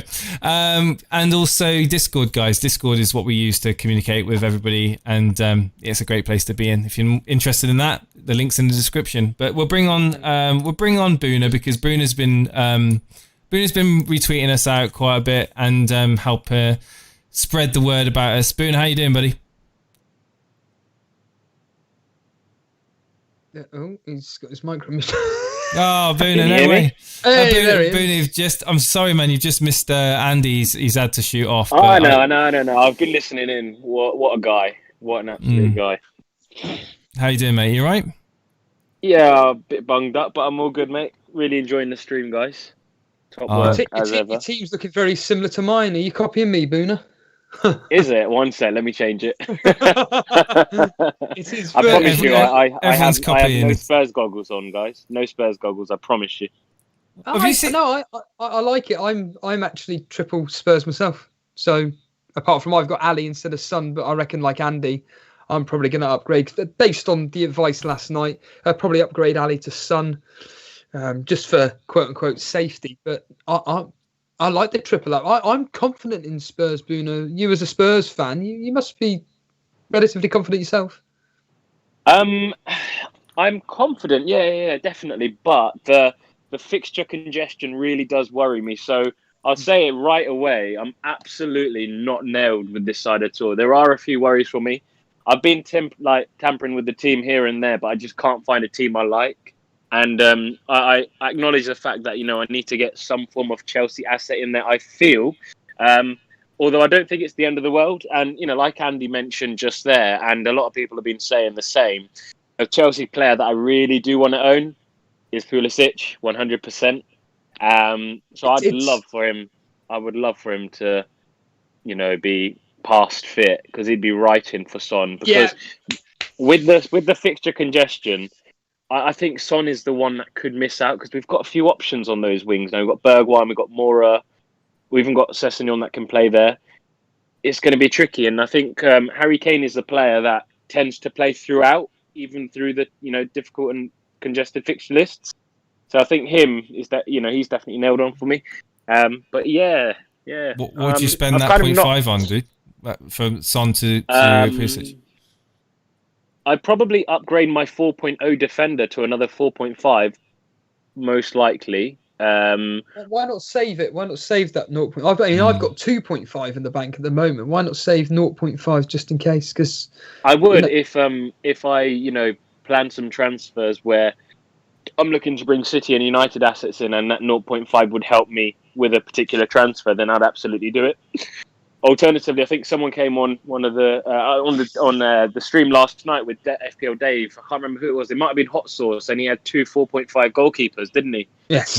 And he was mentioning how Ryan and McCarthy rotate well, and I know that the community have their opinions on rotating keepers, but when they're 4.5, I really don't think that's the end of the world. And if the rotation, like he said, and I did have a look at it afterwards, fit well, then I don't see that being such a bad decision personally. So it could go there. I'd love Pulisic to be fit, though. Another player I think is being wildly unnoticed or unmentioned. I think Mount could do really well at 7 million. I really Thing do. is, I'm concerned about this. The coronavirus that's been spreading around at the moment. Isn't he one of the players which had it or something like that? Along with a few others. Yeah, apparently a few of their players have had it, to be honest. Yeah, he was in one of my initial drafts, him, Ziyech and Werner, but I've just reverted back to one. However, I'm in complete agreement with you. If Pulisic is fit, I'm getting him in for Ali. He's straight in. Pulisic, for me... Oh, yeah. He looks like he wants to be Messi. He just takes on everybody. He shoots when he wants. He wants to create. Oh, he looks wonderful. And I think you're bang on the money there. That game against Liverpool where he got injured. Was that the cup game where he came off the bench? Do you remember? It was the Prem game. Yeah, no, you are right. No, he came off the bench. He didn't even start. Whichever game it was, he came off the bench, and oh my god, how good did he look that game? I just looked at him and I was like, this guy is going to be something special. And then I remember I tweeted saying, this guy is nailed on in my team. 5 minutes later, on the floor. That's it. That's it. Yeah, I literally jinxed him there and then. I think it was the FA Cup he got injured in, and it was the Liverpool game he came off the bench and tore it up. And in the cup, that's where, because he was really overexerting himself. Yeah. And that was it, bang. Because that was the one where Aspilicueta went off as well, wasn't it? Yeah, that's the one. It was all being injured. Yeah, no, you're right. No. I was referring to the league game against Liverpool where he looked really good when he came off the bench. But you're right. He got injured in the cup game. No, you're quite right. One question for you guys. One player I'm really not set on. He's only in there just because he's allowed the team that I like. Any guesses which player it is that I don't like in this team? Doherty. Clue is he's an no. Well, come on, he's a Spurs player. No, it's not Doherty. He's an enabler. Mitrovic. What's the maximum? Brewster. No, just take maximum. I don't like that kid. He's not for me. Eze for Palace is being banded around a bit. I'd love. I need tried and tested. I really like the look of Podence when he came on for Wolves towards the end of last season, but I don't know enough about whether he's nailed and how Wolves are going to be affected by the absence of Doherty and Johnny going as well, or Johnny being injured. I think a lot of people are mentioning Wolves as potential assets, and some are still talking about Jimenez and stuff. But I do think the dynamic's going to have changed there massively with Doherty going and there not being Johnny. I think it's going to be a bit different for Wolves this season. But I would love Podence to be nailed on because at 5.5, I think he could be great value. Yeah, it's like you said, whether he starts or not, that's the key thing. But that's the problem. It's the usual question I always ask all our guests. It's of this 11, how many are pretty much like guaranteed, like give or take? Is the majority of it? Yeah. Bar caveats on injury. 1, 2, 3, 4, 5, 6, 7. Oh, so right, I would okay. say yeah. McCarthy, Trent, Doherty, Armstrong, Aubameyang, Salah, Kane, and Mitro. So you've got St. Maximin, Son, Justin. That's it. Yeah. They're them four. Yeah, I'm not sure on. Just a quick one before you go. So Paulie's saying that there's a chance that Ryan Fraser, apparently Sky Sports reporting that he could be going to Newcastle and that may affect St. Maximin's output. Does it worry you? No, it doesn't worry me. It would probably make my decision a bit easier because I'm not keen on him anyway. I'm looking at ways, to be honest with you, to get Son out because I do genuinely think Ali, as good as a player and as much of a talisman he is. No, I mean, have you been watching the All or Nothing documentary? Have you watched it? I haven't. No, I haven't. No, Okay. but I will Really, ask you a really question good documentary. very quickly. What is with this Ali thing? When they watched the documentary, why do people want to take a risk with Ali? I have no idea about that. I mean, I can see Mourinho, really likes the kid, sees potential in him, and he's digging him out because he wants him to realise that he can be world class.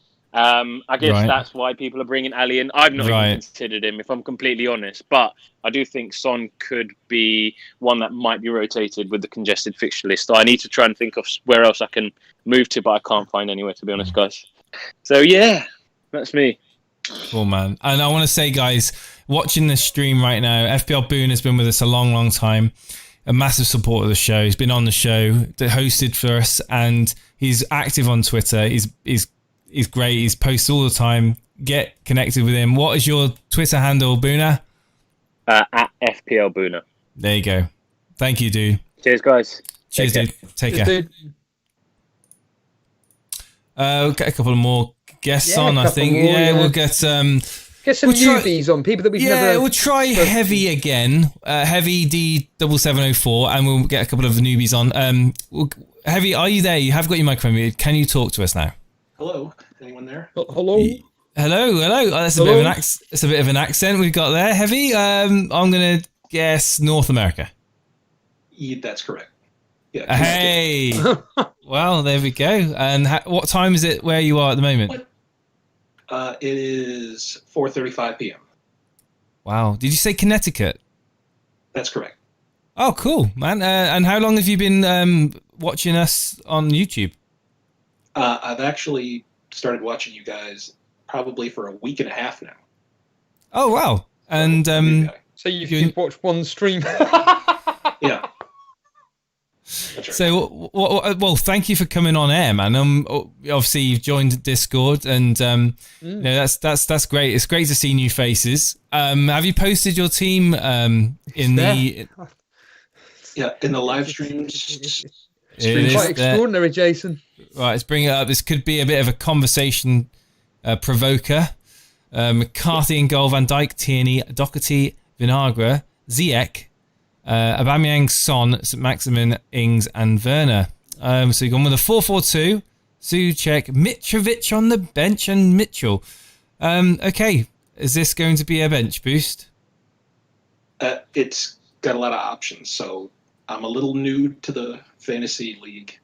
So I have 1.5 in the bank. I'm wondering if I should go bench boost early, or if this is something where I can just hold on to this rather long term and kind of just let things develop rather than using chips early or anything like that. So I'm not quite as familiar with how prices rise. I don't know if form is involved, if it's just strictly transfers. How long have you been playing the game for? A couple of years, I guess. So, all right, okay. Not so competitively, this is just more recreational. Cool, yeah. So, straight away, one quick tip: get rid of Ziyech. He's not going to be playing Gameweek 1, I don't think. I think that he twisted his knee, didn't he, Jason, or something? I know nothing officially has come out. It was a knee-related strain. There is big question marks on it. I don't think Lampard needs to play him. I think that's more the case that it doesn't need to start him. So it's very unlikely that he'll start. Obviously, news can come out closer to the time, but something to bear in mind. You've got Werner there as well, but so Mitrovic on the bench, very interesting. Gone with Mitrovic over St. Maximin. Sorry, gone with St. Maximin over Mitrovic in this starting 11. For now, but I'm trying to keep a close eye on the Brewster news. If he's going to get a transfer, I would purchase Brewster, and that would open up another 1.5 to improve elsewhere. Well, improve Son to 10.5. I'm pretty sure it was maybe Andy in his own stream, or maybe Planet FPL, I can't remember. They said about hopefully we get Brewster moving before the deadline. because if he moves after, it means that we don't know where he's going to be going, and it just means that we're going to be left with a, I don't know, like a Davis or whoever is that third striker spot. Or so hopefully he moves. But from my understanding, Jace, I don't think that Klopp wants him to go. I don't think he's I think possibly loan. Certainly not I don't not think as a sell sell, him. but as a loan. But I think even then, I think he wants to develop him at Liverpool. Yeah, keep him there. But they've got possibly. Could it be his season as a backup to come on and get some minutes in the Premier League? Could it be the breakthrough season for him? Obviously missed a penalty. Klopp was comforting him. I think you'll have to ask a Liverpool supporter who knows a bit more about the dynamic there between Brewster and Klopp. So, a question I did post is, since I have the 1.5 left, after game week 1, would you prefer Son and Rashford or somebody obviously other than Ziyech and Bruno Fernandes? Is there another 8.0 or 7.5 you go for in that situation? Who are you asking me? Yes, sir. Yes, Jason. I think so essentially, you've just got the one premium there at the moment. Are you looking to build towards Man City, Man United players, correct? That's right. Yeah. And would it be? So you've mentioned Bruno Fernandes already. So that's automatically you've got to try and find the money. How much money you got in the bank? Sorry. 1.5. So I could go straight from Son to Bruno. Right. Okay. So you can do that move. And I would probably, and in game week 3, I'd move Aubameyang down to Sterling. So that would open up another 0.5. Right, okay. So you're not going to go with any Liverpool midfielders then? I don't think so. Maybe, that Aubameyang Sterling area would be the one place for my premium midfielder. Mm-hmm. But I don't like the look of Liverpool since they came back from Project Restart after that. There we go. I think people will be loading up. To play for.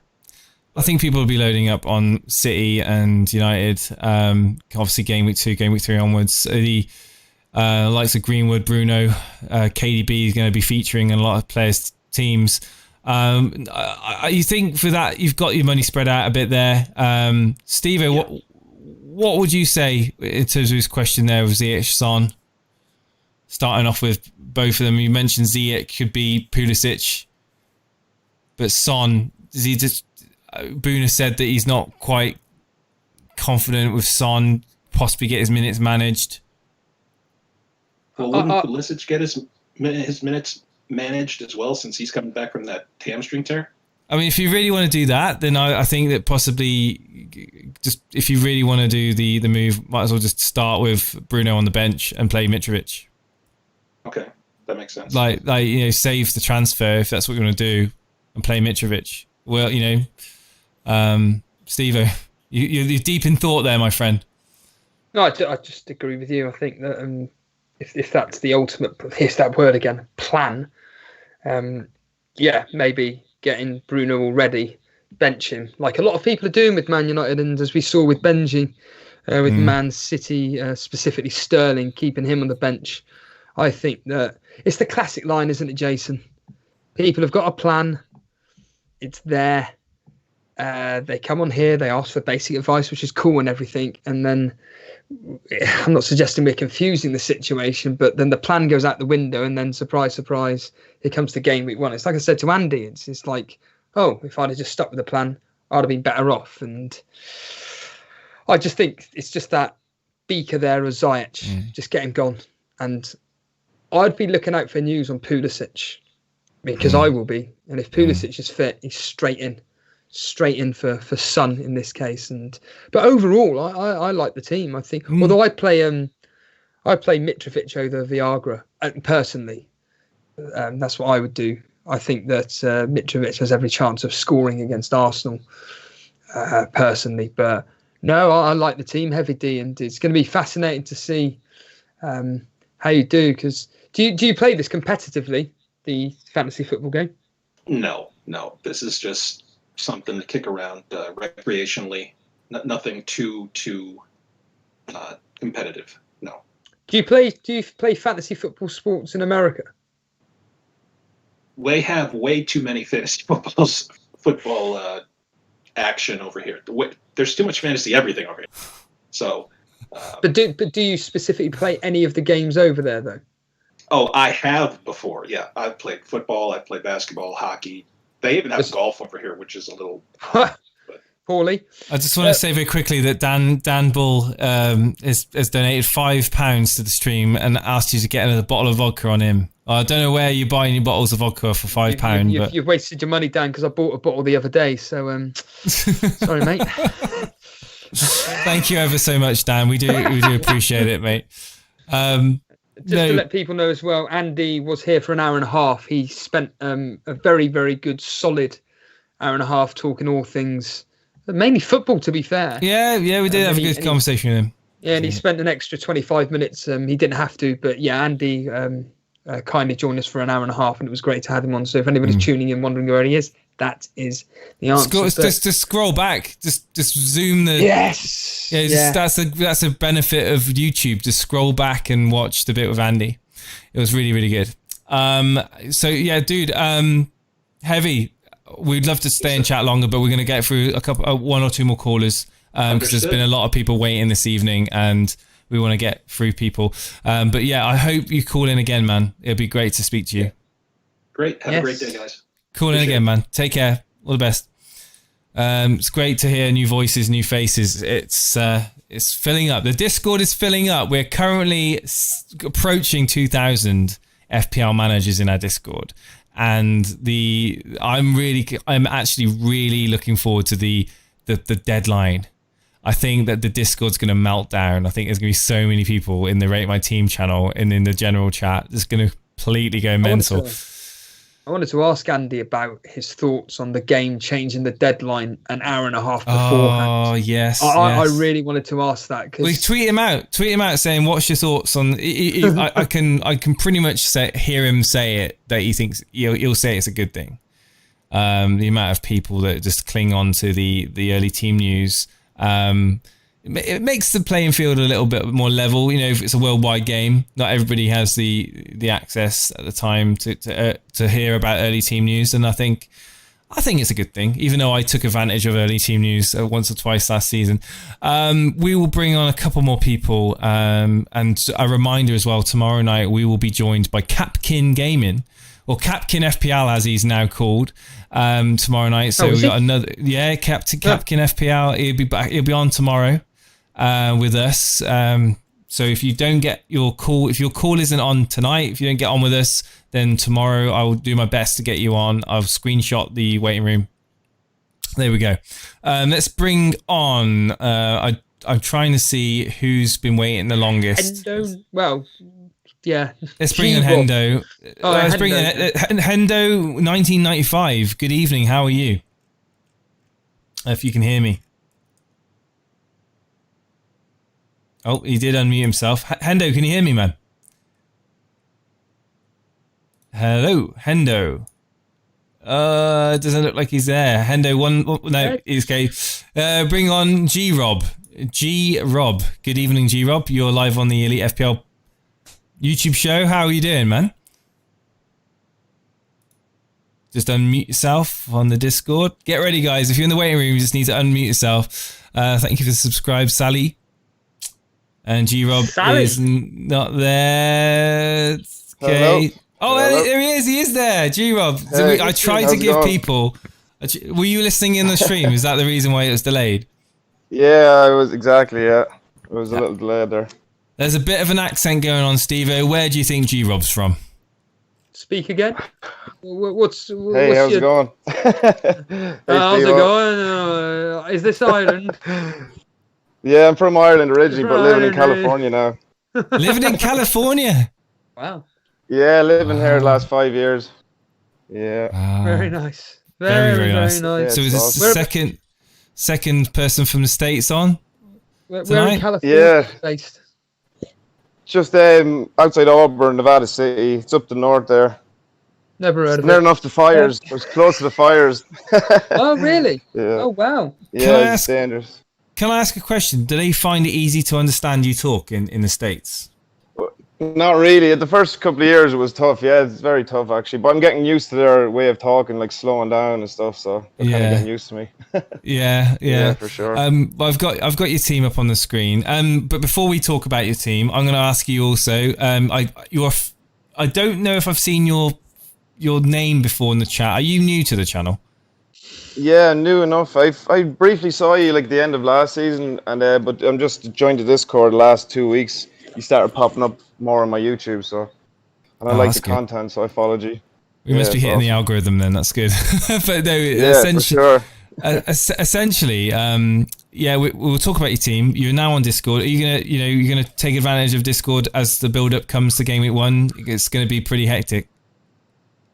Yeah, for sure. That's the problem you see with living in America. Is like the time difference. I have to get up like 4 a.m., 6 a.m. to see games, and I don't have much information as I used to have living at home, you know. So I'm trying to join Discord chats and different things to try and stay more be more informed. Like. Well, that's good because we've got a lot of information in our Discord. But yeah, G-Rob, we've got your team up on screen for those listening in. We've got McCarthy, Alexander-Arnold, Vinagre, Tierney, Salah, Souček, Saint-Maximin, Aubameyang, Jimenez, Ings and Werner. Jimenez, the first time I've seen Jimenez tonight. Yes. Okay, good old Jimenez, old reliable there. Mr. Consistent, exactly. Yeah, exactly. Old faithful, that's the word.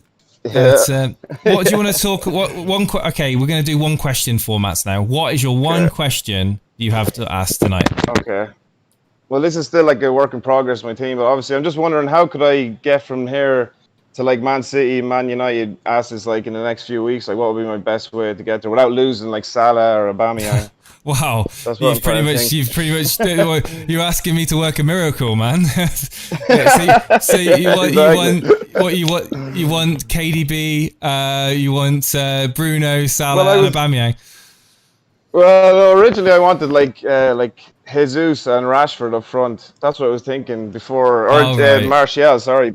Before this whole thing happened with the blank game week, but I'm still thinking maybe going back there. Like KDB is obviously a cert, but yeah, I might have to lose Salah or something. I just can't seem to find a way. I think the easiest way to get there. Martial and it'd be probably Martial and Aguero, and just downgrade just downgrade one of your strikers to like a 4.5. That would be really it. Exactly. Yeah. That'll be, but I mean, would you be happy with that? I mean, you'll still have Salah, Aubameyang, Martial, and Jesus. Will Jesus be in Pep's? I think this is his season. You think it's his season? Every year is his season, so. Man. I know, but it's just a little bit more like this is his time, and Aguero's getting a little bit older, and he's still world class. But I feel like Jesus has to get more minutes at least. And he's a Man City player, like, and everything's going to go through him. He's how much is Jesus? Points, Is he 9.5? I think he's 9, right? Maybe 9.5 actually. Yeah. If he's 9.5 for 1 million more, Aguero. Like, I know it's the whole will he play, will he start, but I think if he starts game week 1 and he plays 60 plus minutes. It's got to be, and then Jesus, Jesus comes on, for him. Then you might have to change your plan. But the answer to your question is if you want to keep Salah, Aubameyang in your team through the season and have Man City players and Man United players, it's going to have to be your strikers that make way. Yeah, exactly. That's what I'm thinking too. That's why I have Jimenez and Werner there. Yeah, I'm not too sure. Like that's why it's easier to get to the boys from them.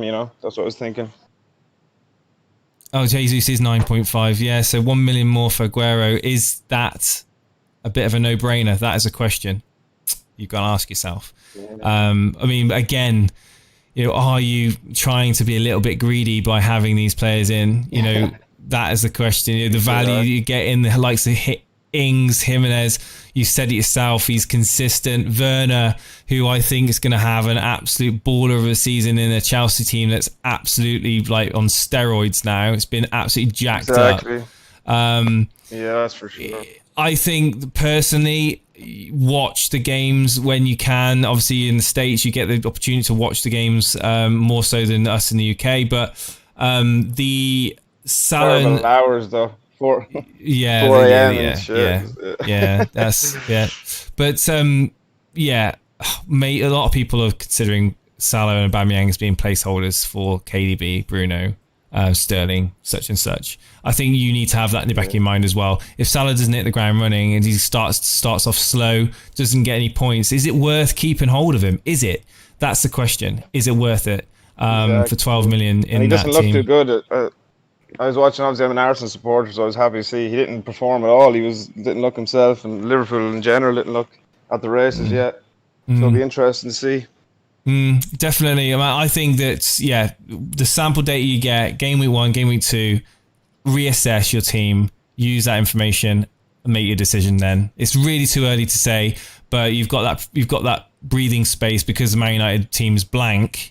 You've got that opportunity to sit back and watch what happens in Liverpool and Arsenal. Yeah, exactly. No, that's good advice. Thank you. Cool, for that. man. No, you're a star. Thank you for coming on, dude. G-Rob. No I hope problem. to speak to you again. I'll be on again, hopefully. Yeah, sounds exactly. good, dude. All right, Sounds guys. good. Best of- Cheers, Rob. Legend there. We've got quickly time. We've got time for 5 minutes. Let's bring on.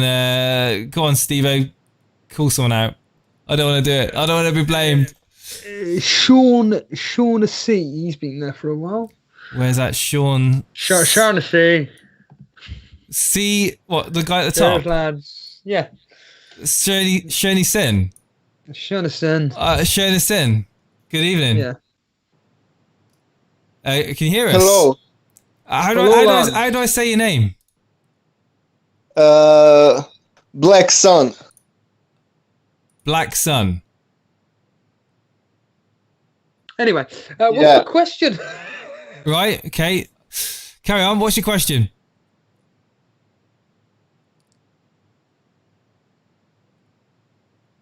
Wait.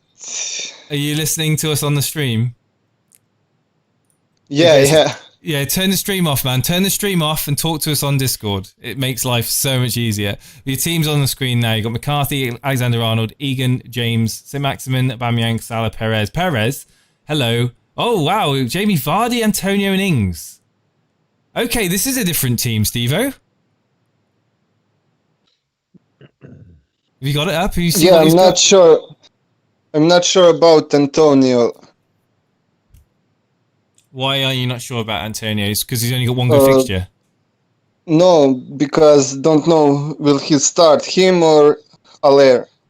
Oh, I think Antonio's done enough to earn his place at the at start. Surely, I think this team here is very, very interesting.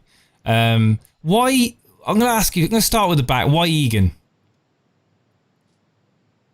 For last season he was good for me, so because of that. Oh, it's a sentimental pick. Yeah. Okay, and Perez for Leicester. What has Perez done in your mind to double up on Leicester and get him in? Is he just a price point that you want to kind of use, or? Yeah, because of price and West Bromwich. I think because they're new to the Premier League and because of that. Yeah. Okay, Steve-O, if you got any advice for our friend? Well, I was expecting a question from him. Yeah. What's your question? Go on, Black Sun. What's It's your Black question? Sun. What was your question? My question is, I thought second game week, Salah out and Sterling in. Is that good deal? Yes, very good. I think it's brilliant. I think a lot of people are going to be doing something similar to that, and I think it's an excellent choice. And was it Benji? I think Benji and myself will attest to that. I think it's a great either move. him or KDB or Sterling. Absolutely, 100%. Good idea, Brilliant. man. Good idea. Thank you for coming on, buddy. Thanks. Bye. Cheers, dude. Cheers. Quick fire rounds. Right. Macho chick. Matty, I'm going to call you. Matty, can you hear me, man? Yeah, hi. How are you doing? It's first time on the call in, I believe. Yeah, it's my first time. I've been here for a week. I was listening to you every single time, and it's my first time here. Well, thank you ever so much for tuning into our show. You're going to be our final call of the evening. What question have you got for us? So, I have a question about my team. So, I'll just bring it up. You have posted it in the team screenshots, I'm sure. Yes, I did. I was second. It was about. Could you post it again for me? Is that all right? 2140, Jason. Oh, 2140. Brilliant. Awesome. I'll bring it up now.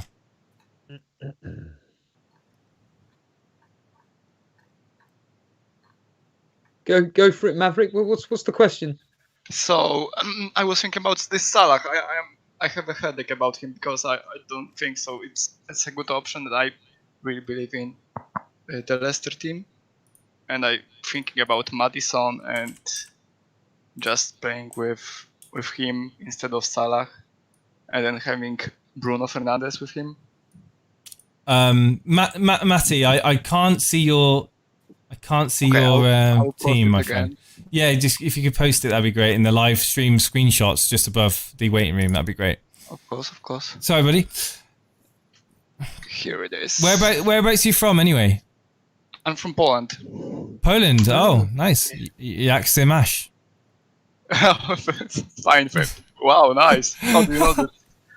African, Polish. I've been to Poland. Okay. Russian? No way. I went to Bytom. I stayed in Bytom. My lord. Oh This my is very god! small. Question of the season: Trent or Robbo? Robbo, hang on a second. We just had a super chat. The 100. I don't know what currency that is, but I don't know what currency it is. But thank you ever so much, Yash. Trent or Robbo? Robbo is in his best season. Robbo in his best season was the highest scoring defender of all time. Your views?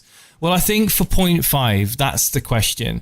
What do you get by having Trent over Robbo? Well, I can tell you, you get set pieces, free kicks.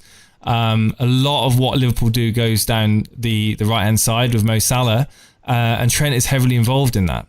Robbo is a great player. Don't get me wrong; he's going to be involved in chances for Liverpool. But just from the eye test, between the two of them, Trent and Salah really do lead the way for me. And I think just having that added bonus of corners and free kicks, for me, that 0.5 is definitely worth the basically worth spending on that. Steve-O, do you have a disagreement on that? No, I agree. Just get them both as well. Yeah, but thank you ever so much, Yash. Getting both would be get both of them.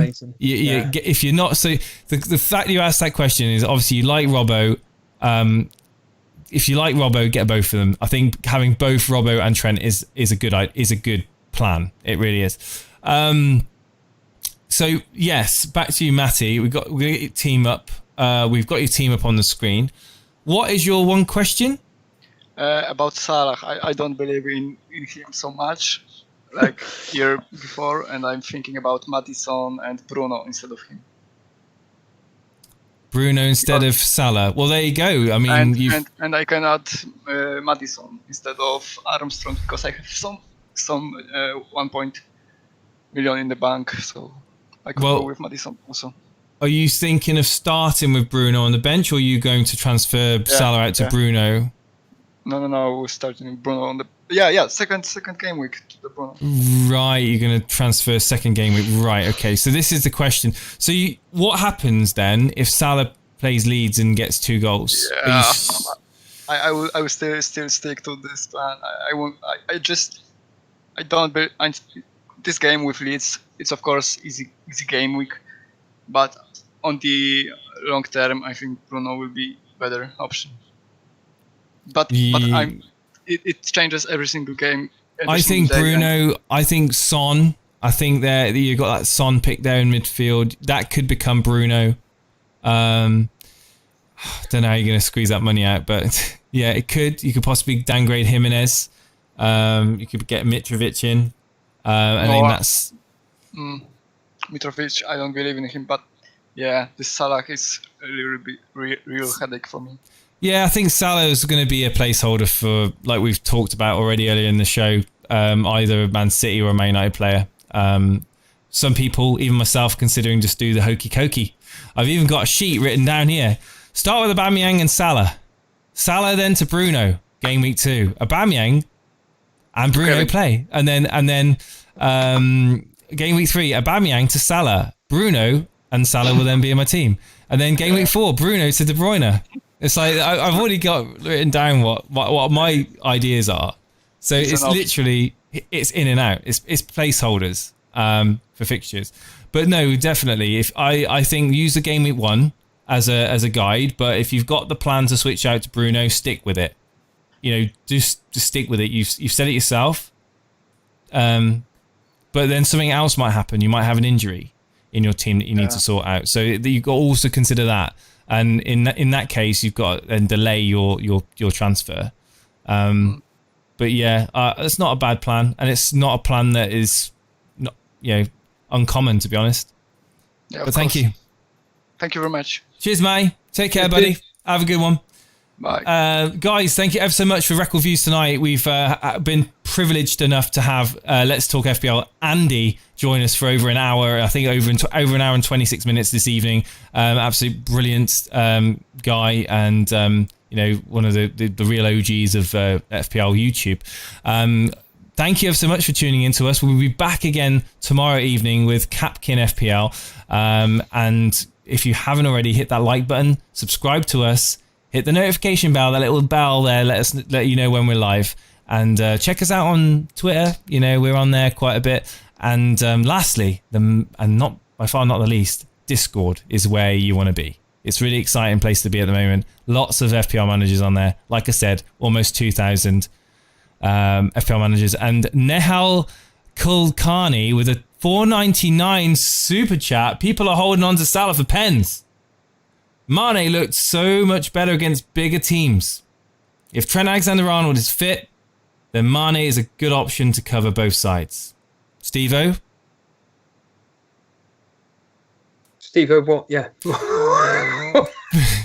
People are holding on to Salah for penalties. Yes. Mane looked so much better against bigger teams.